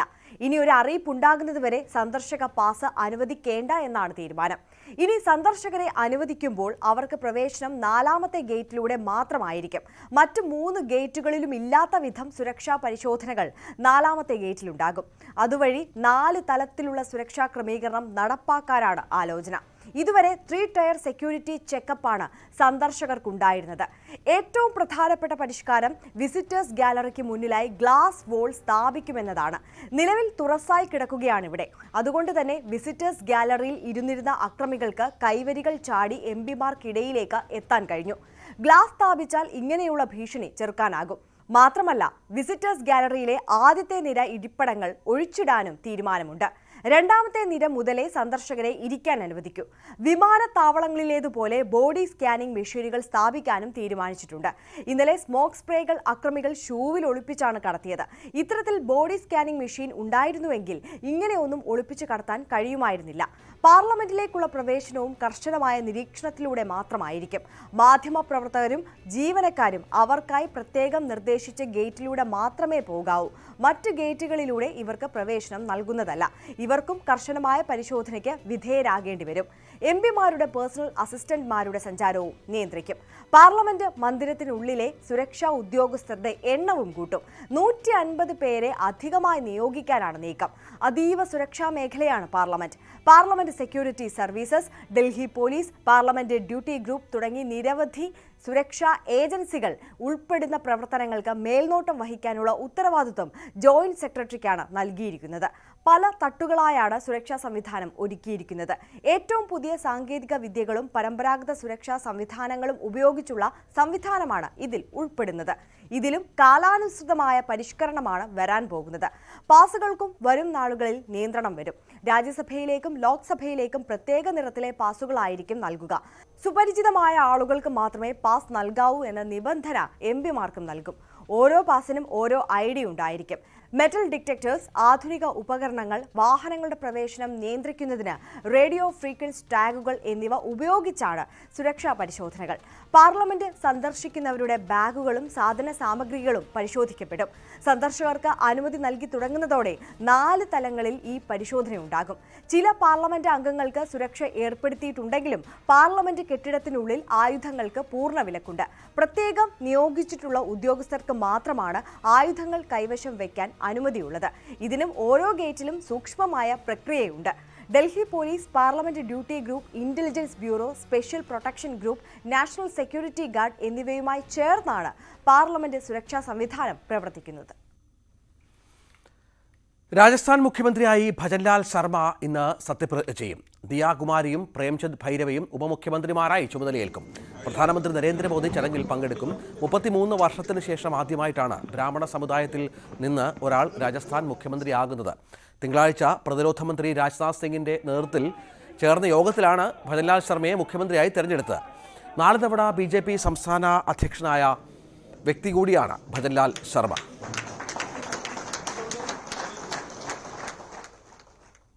പ്രഭാത കേരളത്തിൽ കൂടുതൽ വാർത്തകളുണ്ട്. ഇടവേളയ്ക്ക് ശേഷം.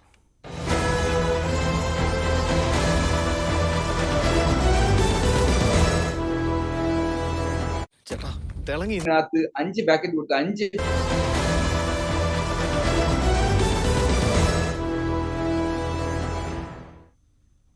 പ്രഭാത കേരളം തുടരുന്നു. വയനാട് വാകേരിയിൽ കർഷകന്റെ ജീവനെടുത്ത കടുവയ്ക്കായുള്ള തെരച്ചിൽ ഇന്നും തുടരും. വനംവകുപ്പിന്റെ ഡേറ്റാബേസിലുള്ള WWL 45 എന്ന ആൺകടുവയാണ് പ്രജീഷിന്റെ ജീവൻ എടുത്തതെന്ന് വ്യക്തമായതോടെ മുത്തങ്ങ ആനപ്പന്തിയിൽ നിന്ന് തെരച്ചിലിനായി 2 കുങ്കിയാനകളെ എത്തിച്ചിട്ടുണ്ട്. മൃഗസംരക്ഷണ വകുപ്പ് അസിസ്റ്റന്റ് ഡയറക്ടർ അരുൺ സക്രേയും വാകേരിയിലെത്തിയിട്ടുണ്ട്. പൂതാടി പഞ്ചായത്തിലെ മൂടക്കൊല്ലിയിൽ പ്രഖ്യാപിച്ച നിരോധനാജ്ഞ ഡിസംബർ 19 വരെ നീട്ടി. ജിൻസ് ഏറ്റവും പുതിയ വിവരങ്ങൾ പങ്കുവെക്കും. ജിൻസ് 3 കൂടുകൾ സ്ഥാപിച്ചിട്ടുണ്ട്. കഴിഞ്ഞ കുറേ ദിവസങ്ങളായി തിരച്ചിലുണ്ട്. സുരക്ഷാ ക്യാമറകൾ അടക്കം സ്ഥാപിച്ച് മുന്നോട്ട് പോകുന്നുണ്ട്. കുങ്കിയാനകളുടെ സാന്നിധ്യമുണ്ട്. പക്ഷേ അപ്പോഴും കടുവ കാണാമറയത്താണോ? തീർച്ചയായും രഞ്ജിത്ത്, വാകേരിയിൽ കർഷകനെ ആക്രമിച്ച് കൊലപ്പെടുത്തിയ ഈ കടുവയ്ക്കായി ഇന്നലെ സർവ്വസന്നാഹങ്ങളോടും കൂടെ നടത്തിയ തിരച്ചിലിനും ഫലം കണ്ടില്ല എന്ന് തന്നെ വേണം പറയാൻ. എന്തായാലും കടുവയ്ക്കായുള്ള തിരച്ചിൽ ഇപ്പോഴും ഇന്ന് ആരംഭിക്കും എന്നുള്ള കാര്യമാണ് അറിഞ്ഞിട്ടുള്ളത്. ഈ ക്യാമറ ട്രാപ്പുകളിൽ നിന്നുള്ള വിവരങ്ങൾ ശേഖരിച്ചും അതുപോലെ തന്നെ ഡ്രോൺ ഉൾപ്പെടെയുള്ള സംവിധാനങ്ങൾ ഉപയോഗിച്ചുമാണ് ഈ മയക്കുവെടി വിദഗ്ധരടക്കമുള്ള RRT സംഘത്തിന്റെ തിരച്ചിൽ പുരോഗമിക്കുന്നത്. ഇന്നലെ ഇരുട്ട് വീണതോടെ തിരച്ചിൽ അവസാനിപ്പിച്ചെങ്കിലും രാത്രിയിൽ പെട്രോളിംഗുമായി മേഖലയിൽ വനം വകുപ്പ് സംഘം ഉണ്ടായിരുന്നു. എന്തായാലും കടുവയ്ക്കായുള്ള തിരച്ചിലിന് ഇന്നലെ മുത്തങ്ങ ആനപ്പന്തിയിൽ നിന്നും എത്തിച്ച 2 കുങ്കിയാനകളെയും ഇന്നും ഈ തിരച്ചിലിനായി ഉപയോഗിക്കുന്നുണ്ട്. ഈ കടുവയെ ട്രാപ്പ് ചെയ്തതായാണ് വനം വകുപ്പ് അറിയിച്ചത്. ഈ പുതിയ കാൽപ്പാടുകളും അതുപോലെ തന്നെ ക്യാമറയിൽ ചിത്രങ്ങളും ലഭിച്ചിട്ടുണ്ട് എന്നതിന്റെ അടിസ്ഥാനത്തിൽ നിലവിൽ ഈ പ്രദേശത്ത് മയക്കുവെടി വിദഗ്ധരടക്കമുള്ള സംഘം ക്യാമ്പ് ചെയ്യുന്നുണ്ട്. ഈ പ്രദേശത്ത് 3 കൂടുകളാണ് സ്ഥാപിച്ചിട്ടുള്ളത്. നിലവിൽ ഈ കടുവയെ വനംവകുപ്പ് ഇന്നലെ തിരിച്ചറിഞ്ഞിരുന്നു. വനംവകുപ്പിന്റെ ഡാറ്റാബേസിൽപ്പെട്ട 13 വയസ്സുള്ള കടുവയായിരുന്നു. WWL 45 ഇനത്തിൽപ്പെട്ട ആൺകടുവയാണ് ഈ യുവാവിനെ ആക്രമിച്ച് കൊലപ്പെടുത്തിയത്. എന്തായാലും ഈ പ്രദേശത്ത് നേരത്തെ പ്രഖ്യാപിച്ചിരുന്ന നിരോധനാജ്ഞയും നീട്ടിയിട്ടുണ്ട്. ഈ പ്രദേശവാസികളോട് സുരക്ഷിതമായ സ്ഥാനങ്ങളിലേക്ക് മാറാനും നിർദ്ദേശം നൽകിയിട്ടുണ്ട്. 6 ദിവസമായിട്ടും ഈ കടുവയെ പിടികൂടാനാകാത്തതിൽ ജനങ്ങൾക്കും വലിയ ഭീതിയാണ് നിലനിൽക്കുന്നത്. എന്തായാലും ഇന്ന് വൈകുന്നേരത്തോടുകൂടെ ഈ കടുവയെ പിടികൂടുമെന്നുള്ള ഒരു ആത്മവിശ്വാസത്തോടെയാണ് ഇപ്പോൾ വനം വകുപ്പും ഉള്ളത്. രഞ്ജിത്ത്, ജിൻസാണ് വിവരങ്ങൾ പങ്കുവച്ചത്. പോലീസിനെ കണ്ട് ഓടിയ ചീട്ടുകളി സംഘത്തിലെ ഒരാൾ കുളത്തിൽ വീണ് മരിച്ചു. കല്ലറ പാകിസ്ഥാൻ മുക്ക് സ്വദേശിയായ വാഹിദാണ് മരിച്ചത്. കൊല്ലം ചിതറയിലാണ് സംഭവം. കൊല്ലത്ത് നിന്ന് വിനീഷ് ചേരും. വിനീഷ്, എന്താണ് സംഭവിച്ചത്? കഴിഞ്ഞ ദിവസം രാത്രി 8 മണിയോടുകൂടിയാണ് ഈ ഒരു സംഭവം ഉണ്ടായിരിക്കുന്നത്. പോലീസിനെ കണ്ടോടിയ ചീട്ടുകളി സംഘത്തിൽപ്പെട്ട ഒരാൾ കുളത്തിൽ വീണ് മരിച്ചു എന്നുള്ളൊരു വാർത്തയാണ് ഇപ്പോൾ പുറത്തു വരുന്നത്. കല്ലറ പാകിസ്ഥാൻ മുക്ക് സ്വദേശിയായ വാഹിദ് ആണ് ഇപ്പോൾ മരിച്ചത്. ചീട്ടുകളി സംഘം ചേർന്ന് ഇവര് പണം ഉപയോഗിച്ച് ചീട്ട് കളിക്കുകയായിരുന്നു എന്നുള്ള രഹസ്യ വിവരം ചിതറ പോലീസിന് ലഭിക്കുന്നു. അങ്ങനെ ചിതറ പോലീസ് സംഘം അവിടെ എത്തുന്നു. അപ്പോൾ പോലീസിനെ കണ്ട് സംഘങ്ങൾ വിരണ്ടു ഓടുകയാണ്. അതുപോലെ തന്നെ ഈ സംഘത്തിലുണ്ടായിരുന്ന ചീട്ടുകളി സംഘത്തിലുണ്ടായ ഒരാളെ പോലീസ് സ്ഥലത്ത് നിന്ന് തന്നെ പിടികൂടി. അപ്പോൾ അയാളാണ് പറഞ്ഞത് ഒരാൾ വെള്ളത്തിൽ വീണിട്ടുണ്ട് എന്ന് പറഞ്ഞു. അങ്ങനെ അയാളുടെ മൊഴി അടിസ്ഥാനത്തിലാണ് ഫയർഫോഴ്സും നാട്ടുകാരും പോലീസും ചേർന്ന് കുളത്തിൽ തെരച്ചിൽ നടത്തി. അങ്ങനെ ഈ വാഹിദ് എന്ന ആളുടെ മൃതശരീരമാണ് ലഭിച്ചത്. വാഹിദിന്റെ ജീവൻ രക്ഷിക്കാനായില്ല എന്നുള്ളത് ദുഃഖകരമായ വാർത്ത ഇതോടൊപ്പം തന്നെ പുറത്തു വരുന്നുണ്ട്.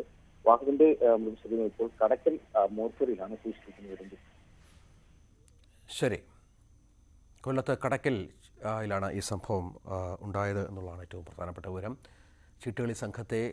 പോലീസിനെ കണ്ട് ഓടിയ ചീട്ടുകളി സംഘത്തിലെ ഒരാളാണ് ഇത്തരത്തിൽ കുളത്തിൽ വീണ് മരിച്ചത്. കോഴിക്കോട് ഓർക്കാട്ടേരിയിൽ യുവതിയെ ഭർത്തൃവീട്ടിൽ തൂങ്ങി മരിച്ച നിലയിൽ കണ്ടെത്തിയ സംഭവത്തിൽ ഭർത്തൃമാതാവും അറസ്റ്റിൽ. മരണപ്പെട്ട ഷബനയുടെ ഭർത്താവ് ഹബീബിന്റെ മാതാവ് നബീസയാണ് പോലീസ് അറസ്റ്റ് ചെയ്തത്.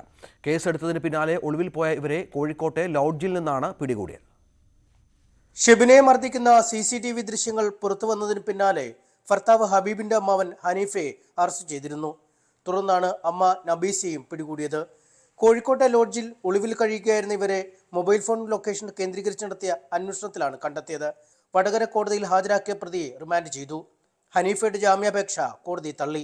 ഗാർഹിക പീഡന നിരോധന നിയമം, സ്ത്രീധന നിരോധന നിയമം, ആത്മഹത്യാ പ്രേരണ കുറ്റം തുടങ്ങിയ വകുപ്പുകളാണ് പ്രതികൾക്കെതിരെ ചുമത്തിയിരിക്കുന്നത്. കേസിലെ മറ്റു പ്രതികളായ ഭർത്താവ് ഹബീബ്, ഭർത്തൃ സഹോദരി, ഭർത്തൃപിതാവ് എന്നിവർ ഇപ്പോഴും ഒളിവിലാണ്. കേസിൽ ആദ്യം ഹനീഫയെ മാത്രമാണ് പോലീസ് പ്രതി ചേർത്തിരുന്നത്.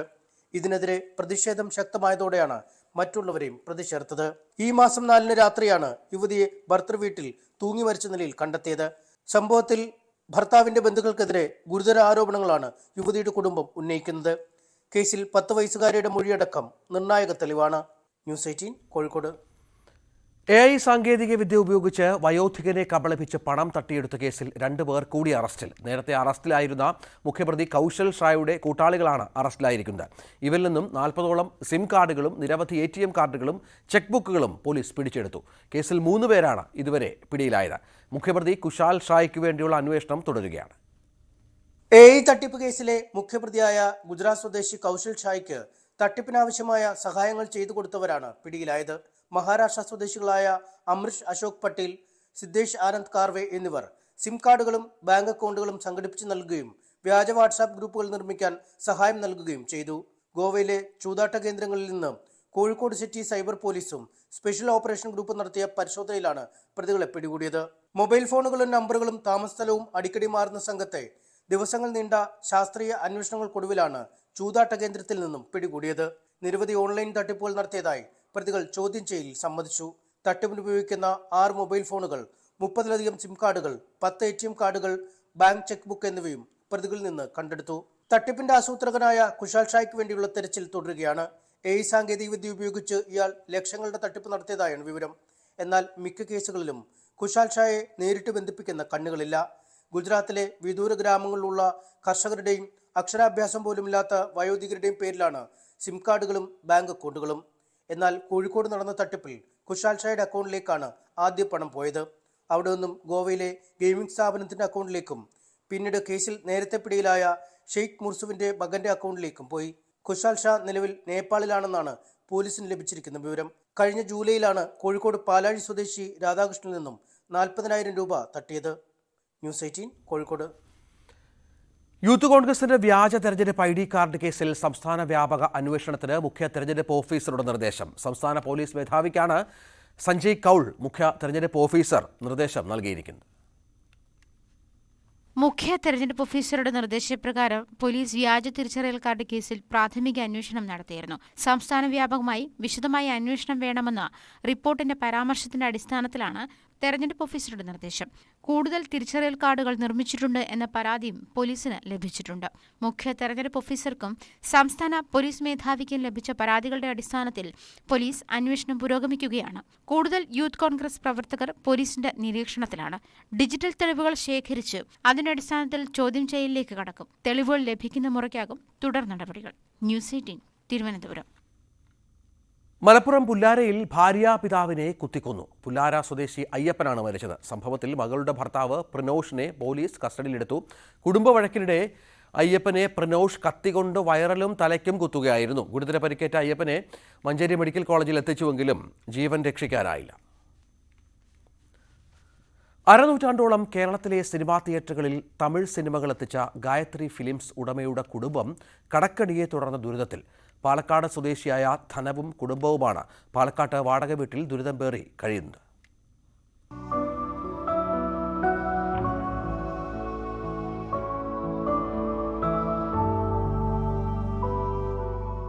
ആയിരത്തി 1974 പുറത്തിറങ്ങിയ രജനികാന്ത് കേന്ദ്ര കഥാപാത്രമായ 1000 ജന്മങ്ങൾ കേരളത്തിലെ തിയേറ്ററുകളിൽ എത്തിച്ചുകൊണ്ടായിരുന്നു ഗായത്രി ഫിലിംസിന്റെ അരങ്ങേറ്റം. പാലക്കാട് താരേക്കാട് സ്വദേശികളായ സുബ്രഹ്മണ്യവും ഭാര്യ ധനവുമായിരുന്നു വിതരണക്കാർ. 2018 വിജയ് സേതുപതിയുടെ സംഘത്തമിഴനായിരുന്നു ഗായത്രി ഫിലിംസ് അവസാനമായി കേരളത്തിലെ തിയേറ്ററുകളിലെത്തിച്ച ചിത്രം. ഇതിനിടെ ബിസിനസ് പങ്കാളിയായി എത്തിയ സുഹൃത്ത് കോടികൾ വെട്ടിച്ചു മുങ്ങിയതോടെയാണ് കുടുംബം കടക്കണിയിലായത്. ധനത്തിന്റെ മകൻ അജയകുമാറും കരുണ ഫിലിംസ് എന്ന പേരിൽ വിതരണ കമ്പനി നടത്തിയിരുന്നു. പലയിടത്തായി 5 വീടുകളുണ്ടായിരുന്നു ഈ കുടുംബത്തിന്. ഇപ്പോൾ താരേക്കാട് ചെറിയൊരു വീട്ടിൽ വാടകയ്ക്ക് കഴിയുന്നു. അജയകുമാറിന്റെ ഭാര്യ സുജയയുടെ 2 വൃക്കകളും തകരാറിലായെങ്കിലും ചികിത്സിക്കാൻ പോലും പണമില്ലാതെ ബുദ്ധിമുട്ടുകയാണ് കുടുംബം. അയാൾ തമിഴ്നാട്ടുകാരനാണ്. അയാൾക്ക് വേണ്ടി ഞങ്ങൾ ഒരുപാട് വർക്ക് ചെയ്തു. എല്ലാ ഭാഗത്തും പൈസ വാങ്ങിച്ചു കൊടുത്തു. ഒരു ദിവസം രാത്രി നമ്മളുടെ അടുത്ത് തന്നെ പറയാണ്ട് നമുക്കൊന്നും കൊടുക്കാണ്ട് അയാൾ മുങ്ങി. പിന്നെ അസോസിയേഷനിലൊക്കെ പോയപ്പോൾ അവർ പറഞ്ഞു എന്തെങ്കിലും ലെറ്റർ ഉണ്ടോ ചോദിക്കും. ഒരു ലെറ്ററും ഇല്ല. ഒരു വിശ്വാസത്തിൻ്റെ പേരിലാണ് ചെയ്തത്. അത് നമ്മളെ ഒരുപാട് നഷ്ടപ്പെടുത്തി. നമ്മുടെ കുടുംബം വഴിയാധാറാക്കിയിട്ട് പോയി. 40 ലക്ഷത്തോളം രൂപ ഇപ്പോൾ കടമുണ്ട്. കുടുംബത്തിനോട് പിണങ്ങി സുബ്രഹ്മണ്യം ഇപ്പോൾ തമിഴ്നാട്ടിലാണ് താമസം. ധനവും മകനും മരുമകളും ചെറുമകളുമാണ് പാലക്കാടുള്ളത്. പേരക്കുട്ടിയുടെ പഠനത്തിന് പോലും പണമില്ലാത്തതിൻ്റെ ദുഃഖം ധനത്തിൻ്റെ മുഖത്ത് നിഴലിക്കുന്നുണ്ട്.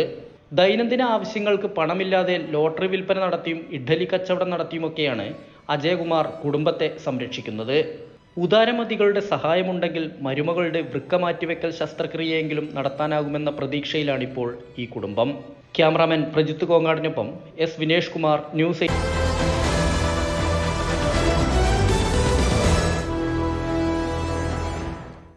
കോഴിക്കോട് പോളിടെക്നിക് കോളേജിൽ വാണിജ്യാടിസ്ഥാനത്തിൽ ഇലക്ട്രിക് ഓട്ടോറിക്ഷ നിർമ്മാണം പുരോഗമിക്കുന്നു. കോർപ്പറേഷനു വേണ്ടി 30 ഈ ഓട്ടോകളാണ് നിർമ്മിക്കുന്നത്. കോയമ്പത്തൂർ ആസ്ഥാനമായ കമ്പനിയാണ് അസംസ്കൃത വസ്തുക്കൾ നൽകിയത്. MS അനീഷ് കുമാറിന്റെ റിപ്പോർട്ട്. നമ്മളിപ്പോൾ നിൽക്കുന്നത് ഒരു വൻകിട ഓട്ടോറിക്ഷ നിർമ്മാണ യൂണിറ്റിലാണെന്ന് കരുതിയാൽ തെറ്റി. കോഴിക്കോട് പോളിടെക്നിക്കൽ കോളേജിലെ ഇൻഡസ്ട്രി ഓൺ ക്യാമ്പസ് എന്ന പദ്ധതിയുടെ ഭാഗമായുള്ള ഓട്ടോ നിർമ്മാണമാണ് നമ്മൾ കണ്ടുകൊണ്ടിരിക്കുന്നത്. തൊഴിലാളികൾക്ക് പകരം കുട്ടികളാണ് ഇവിടെ ഓട്ടോറിക്ഷയുടെ ഓരോ ഭാഗങ്ങളും തമ്മിൽ ചേർക്കുന്നത്. കോഴിക്കോട് കോർപ്പറേഷന് വേണ്ടിയുള്ള 30 ഈ ഓട്ടോറിക്ഷകൾ, ഇലക്ട്രിക് ഓട്ടോറിക്ഷകളാണ് ഇവിടെ നിർമ്മിച്ചുകൊണ്ടിരിക്കുന്നത്. കോഴിക്കോട് കോർപ്പറേഷന്റെ മാലിന്യ സംസ്കരണ പദ്ധതിക്കായാണ് ഈ ഓട്ടോറിക്ഷകൾ ഉപയോഗിക്കുന്നത്. കോയമ്പത്തൂർ ആസ്ഥാനമായ ഒരു കമ്പനിക്കാണ് ഈ ഓട്ടോറിക്ഷകൾ നിർമ്മിച്ചു നൽകുന്നതിനുള്ള കരാർ നൽകിയിരിക്കുന്നത്. എന്നാൽ ആ കമ്പനി പൂർണ്ണമായും പോളിടെക്നിക് കോളേജിലെ വിദ്യാർത്ഥികളെ ഉപയോഗിച്ചുകൊണ്ടാണ് ഈ ഓട്ടോറിക്ഷയുടെ നിർമ്മാണം നടത്തിക്കൊണ്ടിരിക്കുന്നത്. ഓരോ യന്ത്ര സാമഗ്രികളായി ഈ കമ്പനി ഈ കോളേജിൽ എത്തിക്കും. കോളേജിന്റെ ജനറൽ വർക്ക്ഷോപ്പാണ് ഇപ്പോൾ ഓട്ടോ നിർമ്മാണ യൂണിറ്റായി മാറിയിരിക്കുന്നത്. ഓരോ ഭാഗങ്ങളും അടിസ്ഥാനപരമായ പരിശീലനം നൽകിയ ശേഷം വിദ്യാർത്ഥികൾ തന്നെയാണ് ഈ യന്ത്രഭാഗങ്ങൾ ഘടിപ്പിക്കുന്നതും. എന്തായാലും വളരെ ചുരുങ്ങിയ ദിവസത്തിനുള്ളിൽ ഈ ഓട്ടോറിക്ഷകൾ കോർപ്പറേഷന് കൈമാറാൻ കഴിയുമെന്നാണ്. കൂടുതൽ ഓട്ടോറിക്ഷകളുടെ നിർമ്മാണവുമായി ബന്ധപ്പെട്ട പ്രവർത്തനങ്ങളും വൈകാതെ നടക്കും. എന്തായാലും നമ്മോടൊപ്പം ഇപ്പോൾ കോളേജിന്റെ പ്രിൻസിപ്പൽ ഉണ്ട്. സാർ, വലിയ അഭിമാനകരമായ ഒരു പദ്ധതി എന്ന് വിശേഷിപ്പിക്കാം. കാരണം ഇൻഡസ്ട്രി ഓൺ ക്യാമ്പസ്, കുട്ടികൾക്ക് ക്യാമ്പസിൽ തന്നെ ഈ വ്യവസായ പരിശീലനം നൽകുക എന്നൊരു പദ്ധതിയുമുണ്ട്. എങ്ങനെയാണ് ഈ വലിയ പ്രോജക്റ്റ്? ഇത് ഞങ്ങളെ സംബന്ധിച്ചിടത്തോളം ഏറ്റവും നല്ലൊരു പ്രോജക്റ്റ് തന്നെയാണ്. പ്രത്യേകിച്ച് ഫൈനൽ ഇയർ വിദ്യാർത്ഥികൾക്ക് ഇൻഡസ്ട്രിയിൽ നടക്കുന്ന പല പ്രവർത്തനങ്ങളിലും അവർക്ക് പങ്കാളികളാകാൻ പറ്റുകയാണ്. ഇൻഡസ്ട്രിയിൽ നടക്കുന്ന പല പ്രൊഡക്ഷൻ പ്രോസസ്സുകളും നമ്മുടെ ക്യാമ്പസിലേക്ക് വരുമ്പം അത് സാങ്കേതിക വിദ്യാഭ്യാസ വകുപ്പിൻ്റെ ഒരു സ്കീമിലൂടെയാണ് ഇത് വരുന്നത്. അപ്പം പല പല ഇൻഡസ്ട്രികൾ വന്നുകൊണ്ട് ഇപ്പം ഞങ്ങൾ ചെയ്യുന്ന ഈ ഓട്ടോയുടെ ഇലക്ട്രിക് ഓട്ടോയുടെ അസംബ്ലിംഗ് ആണ്. അപ്പോൾ എക്സിയോൺ എന്ന കമ്പനിയാണ് ഇതിനുള്ള മെറ്റീരിയൽസും റോ മെറ്റീരിയൽസും സ്പെയർ പാർട്സൊക്കെ നമുക്ക് സപ്ലൈ ചെയ്തിട്ടുള്ളത്. അപ്പോൾ അവരുടെ കമ്പനി വന്ന് നമ്മുടെ കുട്ടികളെ സെലക്ട് ചെയ്ത് ട്രെയിനിങ് കൊടുത്തിട്ടാണ് ചെയ്യുന്നത്. ഈ ഒരു പ്രോജക്റ്റ് നമ്മൾ കുട്ടികളുടെ മുമ്പിലേക്ക് വെച്ച സമയത്ത് 100-ലധികം കുട്ടികളാണ് നമുക്ക് വില്ലിങ്നെസ് തന്നത്. അതിൽ നിന്ന് സെലക്ട് ചെയ്ത 40 കുട്ടികൾക്ക് നമ്മൾ ട്രെയിനിങ് കൊടുത്ത് 4 ഷിഫ്റ്റിലായിട്ടാണ് ഈ കാര്യങ്ങൾ ചെയ്തുകൊണ്ടിരിക്കുന്നത്. കുട്ടികളെ സംബന്ധിച്ചിടത്തോളം ഏറ്റവും നല്ല hands on experience, practical training അവർ നേരിട്ട് ചെയ്യാണല്ലോ. ഇൻഡസ്ട്രി ചെയ്യുന്ന വർക്ക് ഇവിടെ നേരിട്ട് ചെയ്യുമ്പോൾ അതിൻ്റെതായ ഗുണം കുട്ടികൾക്ക് കിട്ടും. അതാണ് ചെയ്തുകൊണ്ടിരിക്കുന്നത്. കോഴ്സ് കഴിയുമ്പോൾ തന്നെ വേണമെങ്കിൽ ഒരു ഓട്ടോറിക്ഷ ഉണ്ടാക്കാൻ പോലും അവർ പര്യാപ്തരാകുകയാണ്. തീർച്ചയായിട്ടും അവർ ഈ ഒരു എക്സ്പീരിയൻസോട് കൂടി തന്നെ ഇവർക്ക് ഈ ഫീൽഡിൽ ഒരുപാട് ജോലികളിലേക്ക് അവർക്ക് പോകാൻ പറ്റും. നമ്മൾ അവരെ സർട്ടിഫൈ ചെയ്യുന്നു, അവരെ ട്രെയിനിങ് ചെയ്യുന്നു, അത് വെച്ച് ചെയ്യാൻ പറ്റും. അതുപോലെ തന്നെ ഈ എക്സിയോൺ കമ്പനി തന്നെ കുറച്ച് കുട്ടികളെ അബ്സോർബ് ചെയ്യാമെന്ന് ഏറ്റിട്ടുണ്ട്. ഇതുകൂടാതെ ഇതുപോലുള്ള കമ്പനികളെ ഇൻഡസ്ട്രി ഓൺ ക്യാമ്പസിന്റെ ഭാഗമായിട്ട് ക്യാമ്പസിൽ വരുമ്പോൾ മറ്റുള്ള കമ്പനികളും ഇവിടെ വരാനും കുട്ടികളെ റിക്രൂട്ട് ചെയ്യാനും ക്യാമ്പസ് റിക്രൂട്ട്മെന്റ് ഏറ്റവും നല്ല രീതിയിൽ നമുക്ക് പരിപോഷിപ്പിക്കാനും പറ്റും. നേരത്തെ ചെറുകിട പ്രവർത്തനങ്ങളൊക്കെ നടത്തുന്നുണ്ടായിരുന്നു അല്ലേ? ചെറുകിട സാങ്കേതിക സഹായമൊക്കെ ഇത്ര വലിയ രീതിയിലുള്ളൊരു പ്രോജക്റ്റ് ഇപ്പോഴാണ് വന്നിരിക്കുന്നത്. ഇപ്പം ഇവർ ഈ എക്സിയോൺ എന്ന കമ്പനി കോഴിക്കോട് കോർപ്പറേഷന്റെ മാലിന്യ സംസ്കരണവുമായിട്ട് ബന്ധപ്പെട്ടിട്ട് ഒരു 30 ഓട്ടോകൾ കൊടുക്കാനുള്ള, അവർ കൂടുതൽ ഓട്ടോകളുണ്ട്. ഇപ്പം 30 ഓട്ടോകളാണ് നമുക്ക് ഇതിന്റെ സ്പെയർ പാർട്സും കാര്യങ്ങളും വന്നിട്ടുള്ളത്. ഈ 30 ഓട്ടോകൾ സപ്ലൈ ചെയ്യാനുള്ള ഒരു തീരുമാനത്തിലാണ്. അത് അവർ നമ്മുടെ ഡയറക്ടറേറ്റ് വഴി നമ്മുടെ കോളേജിൽ അപ്രോച്ച് ചെയ്ത സമയത്ത് തീർച്ചയായിട്ടും നമ്മൾ അതിനുള്ള സൗകര്യങ്ങൾ ചെയ്തു കൊടുക്കുകയാണ് ചെയ്തത്. തീർച്ചയായിട്ടും നമ്മളെ കുട്ടികൾക്ക് അതുകൊണ്ട് വളരെ നല്ല ഉപകാരപ്രദമായിട്ടുള്ള കാര്യങ്ങൾ കിട്ടുമെന്നുള്ള അവർക്ക് എക്സ്പീരിയൻസ് കിട്ടുമെന്നുള്ളതുകൊണ്ടാണ് നമ്മൾ ആ രീതിയിൽ ഈ കമ്പനിയോടെ അക്കോമഡേറ്റ് ചെയ്തിരിക്കുന്നത്. അത് കുട്ടികൾ ഇപ്പം കാണിക്കുന്നുണ്ട്, അത് നല്ല രീതിയിൽ പുരോഗമിക്കുന്നുണ്ട്. ഇനി ഇതിന് വലിയ പ്രോജക്റ്റിലേക്കൊക്കെ നീങ്ങാൻ പറ്റുമല്ലോ, ഇത് തന്നെ വലിയ സക്സസ് ആണ്. തീർച്ചയായിട്ടും ഞങ്ങൾ മിനിസ്റ്ററായിട്ട് ബന്ധപ്പെട്ട് പറഞ്ഞിട്ടുണ്ട്, ഇൻഡസ്ട്രി ഓൺ ക്യാമ്പസ് എന്നുള്ളതിന് ഇവിടെ ഒരു സ്ഥിരം സംവിധാനമാക്കുകയാണെങ്കിൽ ഇവിടെയുള്ള വിവിധ ബ്രാഞ്ചുകളിലുള്ള പല ഇൻഡസ്ട്രികളുമായിട്ട് നമുക്ക് ടൈപ്പ് ചെയ്തുകൊണ്ട് അതല്ലെങ്കിൽ MOU സൈൻ ചെയ്തുകൊണ്ട് ഇത് മുന്നോട്ട് കൊണ്ടുപോകാൻ പറ്റും. നമുക്ക് എന്തായാലും വിദ്യാർത്ഥികളിലേക്ക് തന്നെ പോകാം. അവരാണ് ഇതിന്റെ ആത്യന്തികമായ ഗുണഭോക്താക്കളായി വരുന്നത്.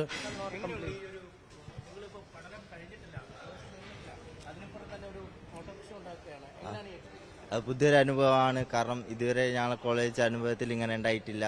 പുതിയൊരു വർഷം ക്യാമ്പസിനോടൊപ്പം തന്നെ ഇങ്ങനെ ഒരു അവസരം കിട്ടിയതിന് ഒരുപാട് ഭാഗ്യം ചെയ്തിട്ടുണ്ട്. എല്ലാ സാറുമാരായാലും ഇവിടുത്തെ സ്റ്റാഫായാലും എല്ലാവരും നല്ലോണം തന്നെ ഞങ്ങൾ ട്രെയിൻ ചെയ്യുന്നുണ്ട്. എങ്ങനെ നല്ലോണം വർക്ക് ചെയ്യാം, എങ്ങനെ ഓരോ സാധനം മിസ്സാകാണ്ട് ചെയ്യണം, എല്ലാത്തിനും നല്ലൊരു സപ്പോർട്ടും ഉണ്ട്.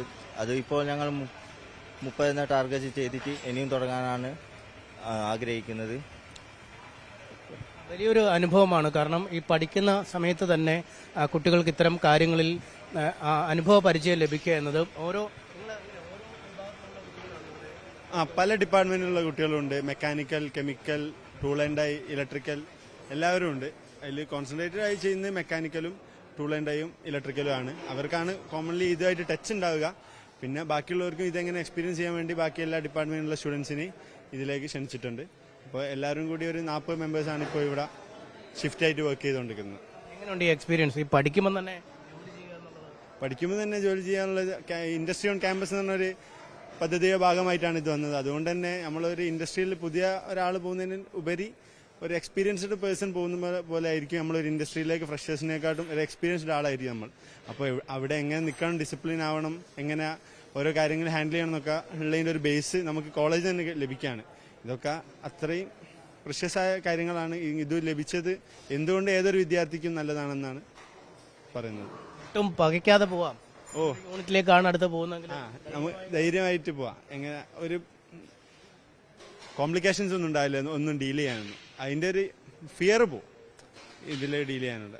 ഓരോ പാർട്ടുകളായാണ്, ഓരോ കമ്പോണൻസായാണ് ഈ എത്തുന്നത്. അതെല്ലാം ആ കോളേജിലേക്ക് എത്തിച്ച ശേഷം അവർ ഒരു അടിസ്ഥാന പരിചയം ഈ വിദ്യാർത്ഥികൾക്ക് നൽകിയിട്ടുണ്ട്. ഓരോരുത്തർക്കും കൃത്യമായ കടമകൾ ഓരോ ഷിഫ്റ്റിലായി വീതിച്ച് നൽകിയിട്ടുമുണ്ട്. അത്തരത്തിൽ ഈ യന്ത്രഭാഗങ്ങൾ ചേർക്കുന്നതിലെ പരിശീലനം നൽകിയാൽ ആ കുട്ടികൾ പിന്നീട് കാര്യങ്ങൾ വളരെ ഫലവത്തായി ചെയ്യുന്നുവെന്നാണ് നമുക്ക് കാണാൻ കഴിയുന്നത്.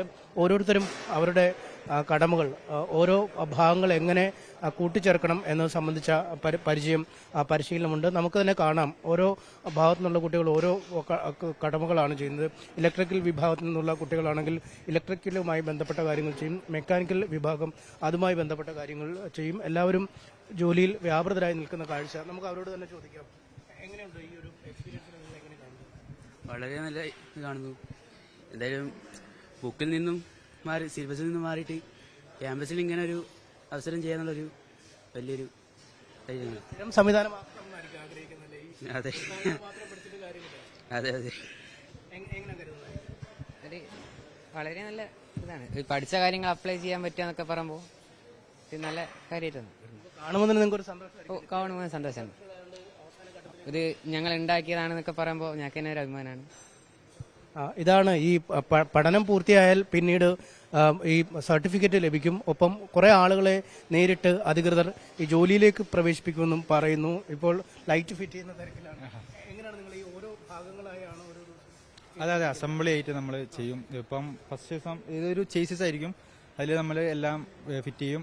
ഡിഫറൻഷ്യൽ അങ്ങനത്തെ കാര്യങ്ങളൊക്കെ ഫിറ്റ് ചെയ്തിട്ട് പിന്നെ ബോഡി ഫിറ്റ് ചെയ്ത് അങ്ങനത്തെ മൊത്തം അസംബ്ലി ഇവിടെ തന്നെ ചെയ്യുന്നുണ്ട്. കൂടുതൽ ഓട്ടോറിക്ഷകൾ പ്രതീക്ഷിക്കാം. അങ്ങനെ കുറച്ചും കൂടി ഓട്ടോറിക്ഷ വരണം. അതേപോലെ ഇൻഡസ്ട്രികളിലേക്ക് ഇങ്ങനത്തെ ഒരു സംരംഭം വരുന്നത് തന്നെ നല്ല കാര്യമായിട്ട് തോന്നുന്നു. എങ്ങനെയുണ്ട്, നിങ്ങൾക്ക് സന്തോഷമുണ്ടോ ഇത് ഇങ്ങനെ? തീർച്ചയായും നല്ല സന്തോഷമുണ്ട്. ഇങ്ങനത്തെ ഒരു ഓപ്പർച്യൂണിറ്റി വരിക എന്ന് പറയുന്നത് തന്നെ വലിയൊരു കാര്യമാണല്ലോ.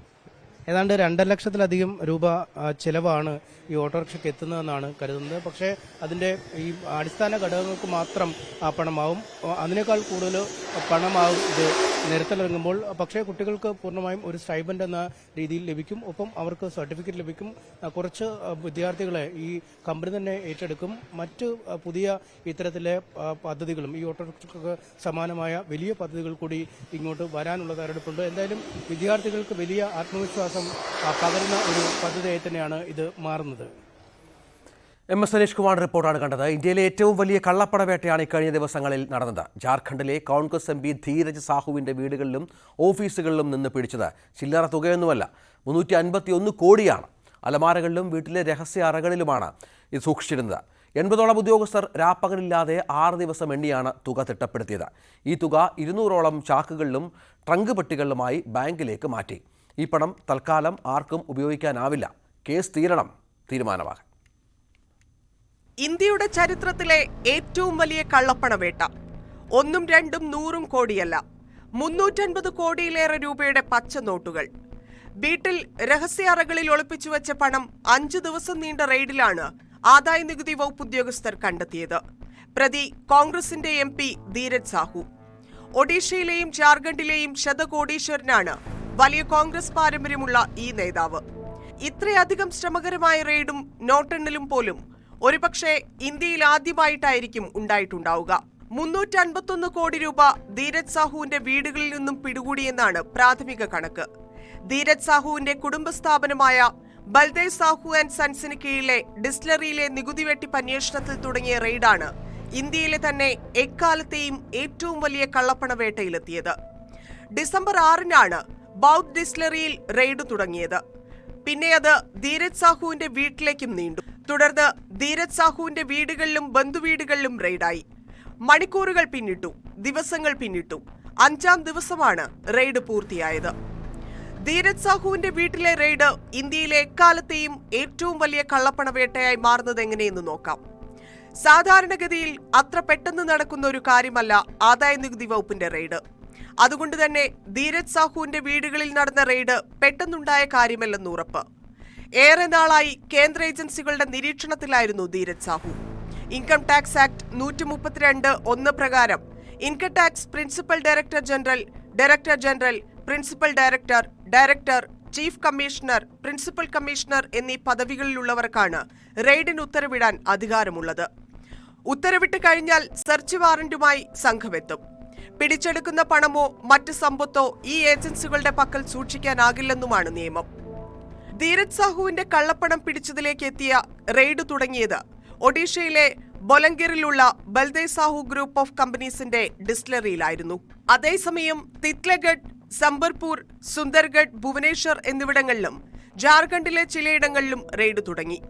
മൊത്തത്തിൽ 30 ഇടങ്ങളിലാണ് റെയ്ഡ് നടത്തിയതെന്ന് ആദായനികുതി വകുപ്പ് വിശദീകരിക്കുന്നു. ബലംഗിറിൽ നിന്നാണ് ഏറ്റവും കൂടുതൽ പണം പിടിച്ചത്. 10 അലമാരകളിലായിരുന്നു ഇവിടെ നോട്ടുകെട്ടുകൾ അട്ടിക്കിട്ടിരുന്നത്.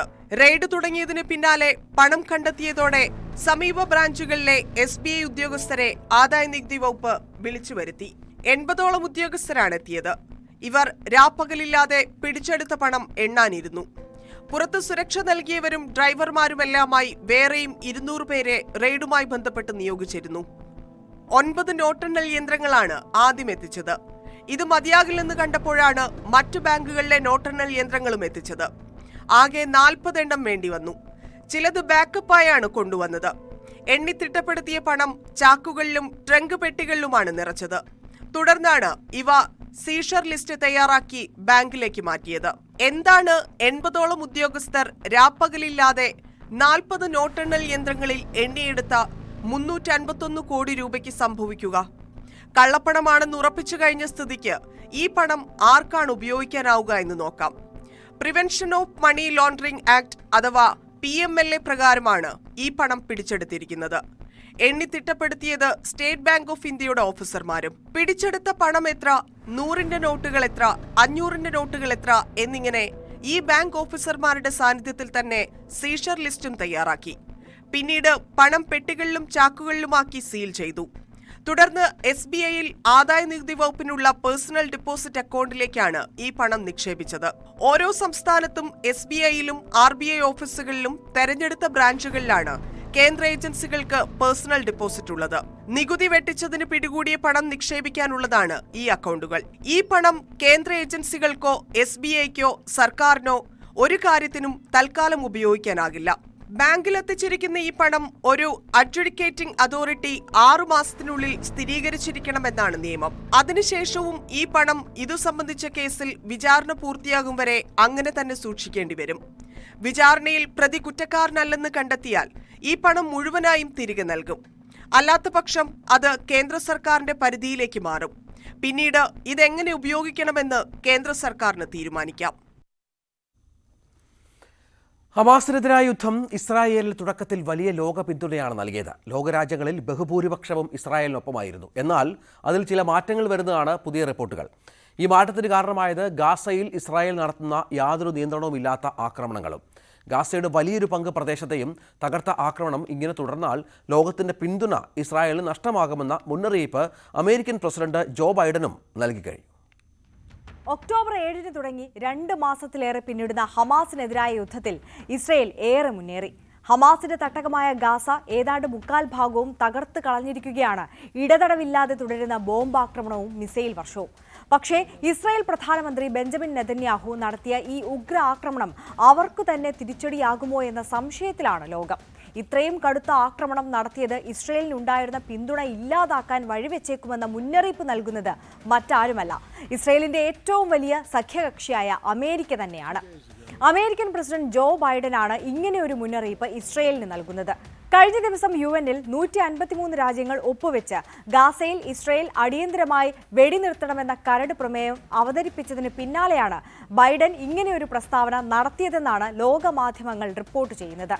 ഈ പ്രമേയത്തെ ഇന്ത്യ പിന്തുണച്ചു എന്നതും ശ്രദ്ധേയമായ കാര്യമാണ്.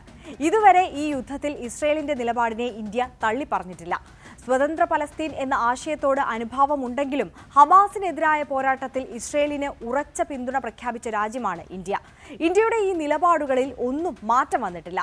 സാധാരണക്കാരായ പലസ്തീനികളെ കൊന്നൊടുക്കരുതെന്നും അവർക്കാവശ്യമായ സഹായം എത്തിക്കാൻ വഴിയൊരുക്കണമെന്നും മാത്രമാണ് ഇന്ത്യയുടെ നിലപാട്. അതൊരിക്കലും ഹമാസിനെതിരായ പോരാട്ടത്തിൽ ഇസ്രയേലിനെ കുറ്റപ്പെടുത്തുന്നതുമല്ല. പക്ഷേ ബൈഡൻ നൽകുന്ന മുന്നറിയിപ്പിനുമുണ്ട് വലിയ ഗൗരവം. നേരത്തെ മുൻ US പ്രസിഡന്റ് ബറാക് ഒബാമയും ഗാസയിലെ ഇടതടവില്ലാത്ത ബോംബിങ്ങിനെ വിമർശിച്ച് രംഗത്ത് വന്നിരുന്നു.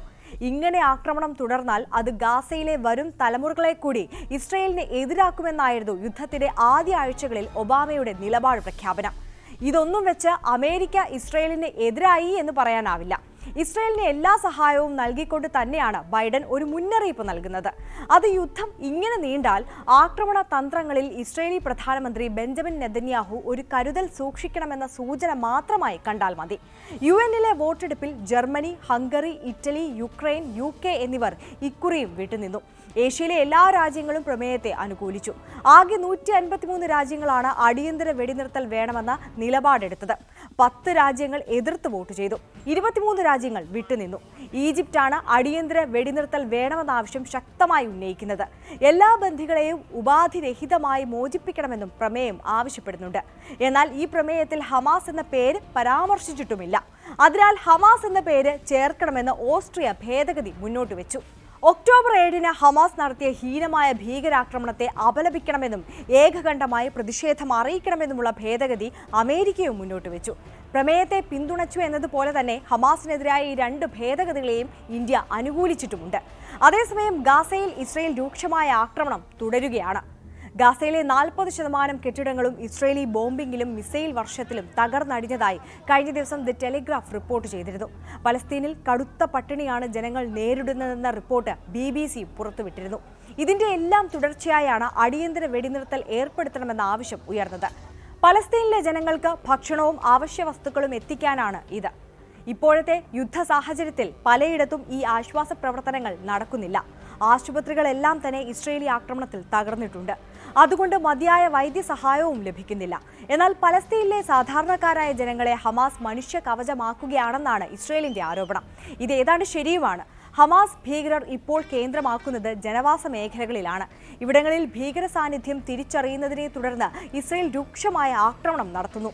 ഇതിനെ ലോകരാജ്യങ്ങൾക്കൊന്നും എതിർക്കാനാവില്ല. കാരണം ഇസ്രയേൽ മുന്നോട്ട് വയ്ക്കുന്നത് ലോകം മുഴുവൻ ആഗ്രഹിക്കുന്ന കാര്യമാണ്: ഹമാസിനെ ഇല്ലാതാക്കുക. ഹമാസ് ഭീകരരിൽ വലിയൊരു പങ്ക് ഗാസയിലെ തുരങ്ക ശൃംഖലയ്ക്കുള്ളിലാണ് ഒളിച്ചിരിക്കുന്നതെന്ന റിപ്പോർട്ടുകൾ ആഴ്ചകൾക്ക് മുമ്പ് തന്നെ വന്നിരുന്നു. തുരങ്കങ്ങൾ എന്ന് പറഞ്ഞാൽ അത്യാധുനിക സംവിധാനങ്ങൾ ഉള്ളതാണിവ. ചില തുരങ്കങ്ങളിലൂടെ ട്രക്കുകൾക്ക് പോലും കടന്നു പോകാനാകും. എസിയും ഇന്റർനെറ്റും വൈദ്യുതിയും എല്ലാം തുരങ്കങ്ങളിലുണ്ട്. ഇവിടെ ഇരുന്ന് വിദൂര നിയന്ത്രിതമായ ആയുധങ്ങൾ ഉപയോഗിച്ച് ഹമാസ് ഭീകരർ യുദ്ധം നടത്തുന്നതായാണ് ഇസ്രയേലി രഹസ്യാന്വേഷണ വിഭാഗത്തിന്റെ കണ്ടെത്തൽ. അതുകൊണ്ട് തന്നെ തുരങ്കങ്ങൾ തകർക്കലാണ് ഇസ്രയേലിന്റെ അടുത്ത ലക്ഷ്യം. തുരങ്കങ്ങളുടെ പ്രവേശന കവാടങ്ങൾ നേരത്തെ തന്നെ ഇസ്രയേൽ കണ്ടെത്തിയിരുന്നു. ഉപഗ്രഹ ചിത്രങ്ങളുടെയും റഡാറുകളുടെയും സഹായത്തോടെയായിരുന്നു ഇത്. പല തുരങ്കങ്ങളും തുറന്നിരുന്നത് ആശുപത്രികളിലേക്കായിരുന്നു. തുരങ്കങ്ങളുമായി ബന്ധിപ്പിച്ചിരുന്ന ആശുപത്രികൾ കമാൻഡ് സെന്ററുകളായും ഹമാസ് ഉപയോഗിച്ചിരുന്നു. ഇത് തിരിച്ചറിഞ്ഞാണ് ആശുപത്രികളിൽ ഇസ്രയേൽ ബോംബിട്ടത്. ചില തുരങ്കങ്ങളുടെ കവാടങ്ങളും തകർക്കാൻ കഴിഞ്ഞിട്ടുണ്ട്. ഇപ്പോൾ മെഡിറ്ററേനിയൻ കടലിൽ നിന്ന് ഉപ്പുവെള്ളം വലിയ തോതിൽ ഈ തുരങ്കങ്ങളിലേക്ക് ഇസ്രയേൽ പമ്പു ചെയ്തു തുടങ്ങിയിട്ടുണ്ട്. കടൽവെള്ളം നിറച്ച് തുരങ്കങ്ങൾ തകർക്കുകയാണ് ഇസ്രയേലിന്റെ ലക്ഷ്യം. ഒരുപക്ഷെ കരയുദ്ധവും വ്യോമാക്രമണങ്ങളും വഴി ഹമാസിന് കനത്ത നാശമുണ്ടാക്കിയ ഇസ്രയേലിന്റെ അവസാനത്തെ യുദ്ധമുറകളിൽ ഒന്നായിരിക്കാം ഇത്. ഇതുകൂടി കഴിയുമ്പോൾ ഹമാസിനെ ഏതാണ്ട് ഇല്ലാതാക്കി എന്ന് ഉറപ്പുവരുത്താനാകുമെന്ന് ഇസ്രയേൽ കരുതുന്നുണ്ട്. എന്തായാലും തുരങ്കങ്ങൾ തകർത്തതിന് ശേഷമായിരിക്കും ഒരു വെടിനിർത്തലിന് ഇസ്രയേൽ തയ്യാറാവുക.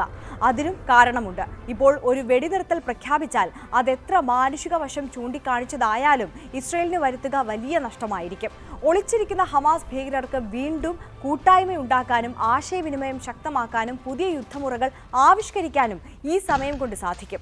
അത് വെടിനിർത്തൽ കഴിഞ്ഞാൽ വീണ്ടും ആക്രമണം തുടങ്ങുന്ന സാഹചര്യത്തിൽ ഇസ്രയേലിന് കനത്ത വെല്ലുവിളിയാകും. ഹമാസ് കൂടുതൽ പ്രതിരോധിക്കും.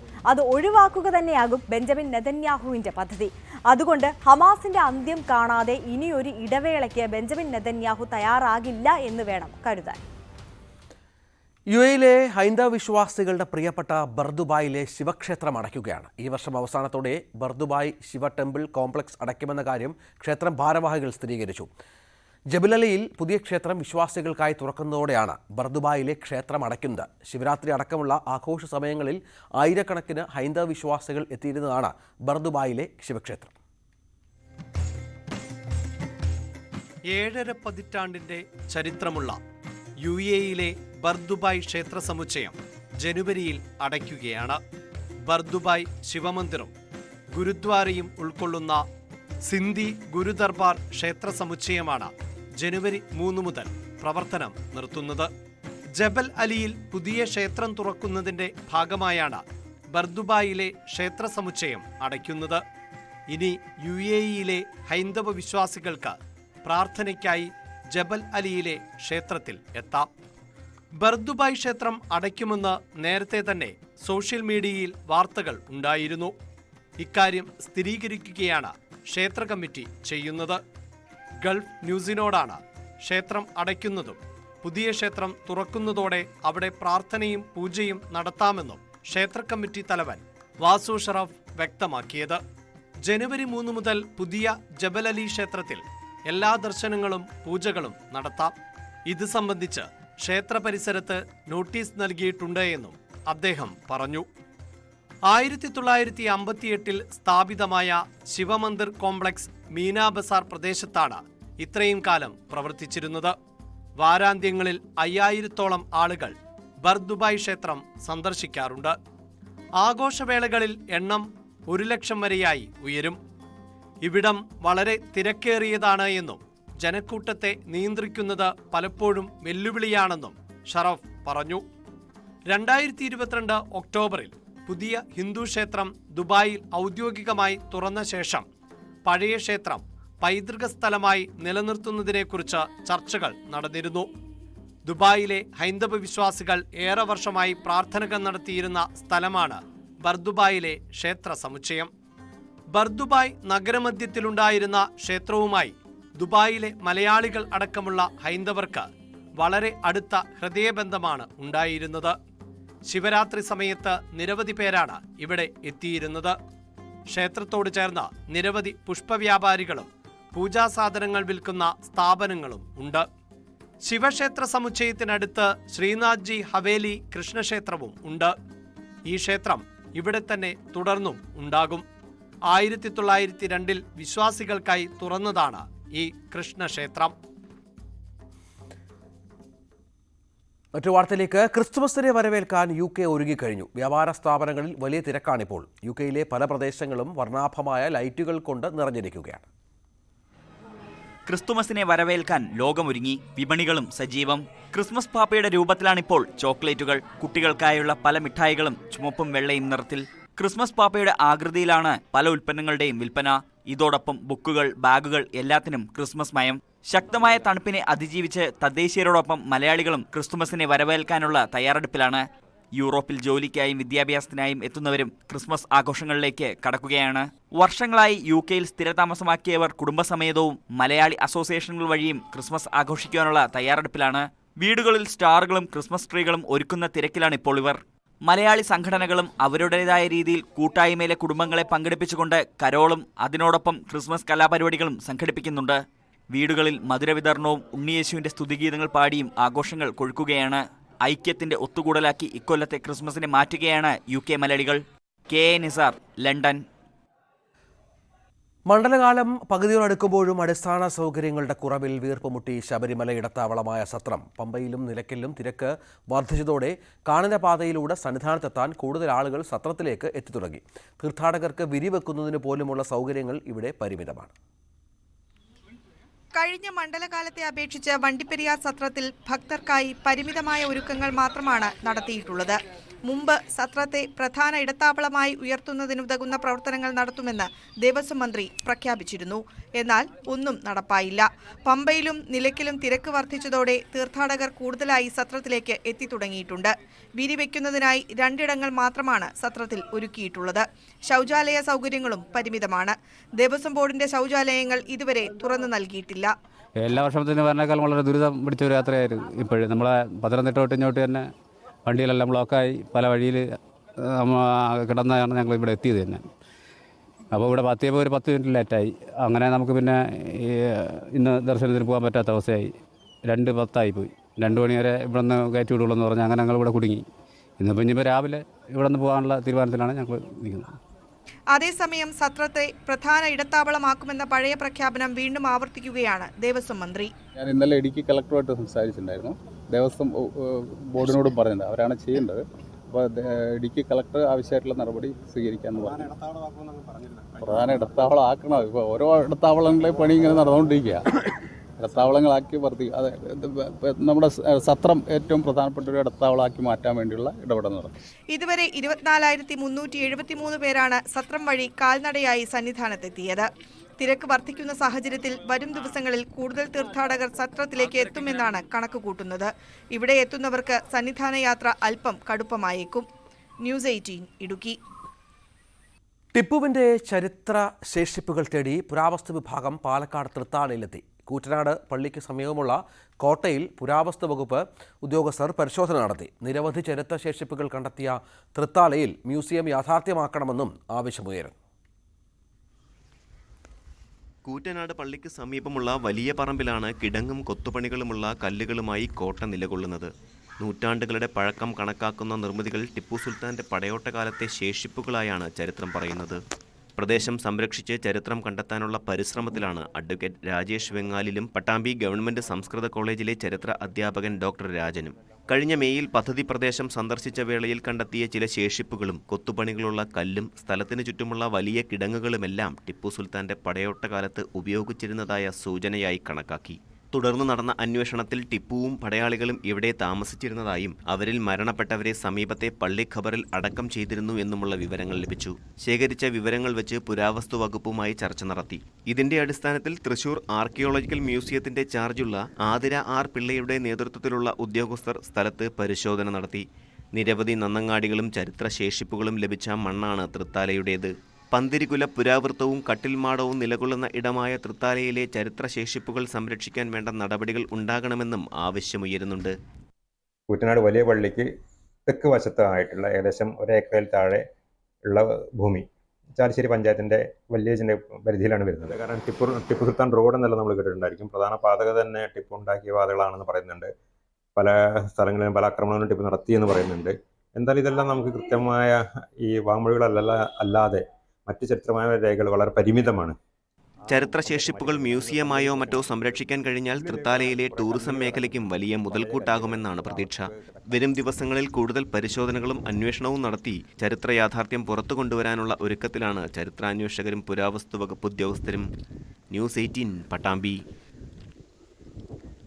ഇതോടെ പ്രഭാത കേരളം പൂർണ്ണമാവുകയാണ്. എല്ലാ പ്രേക്ഷകർക്കും ഒരു നല്ല ദിവസം ആശംസിക്കുകയാണ്. നമസ്കാരം.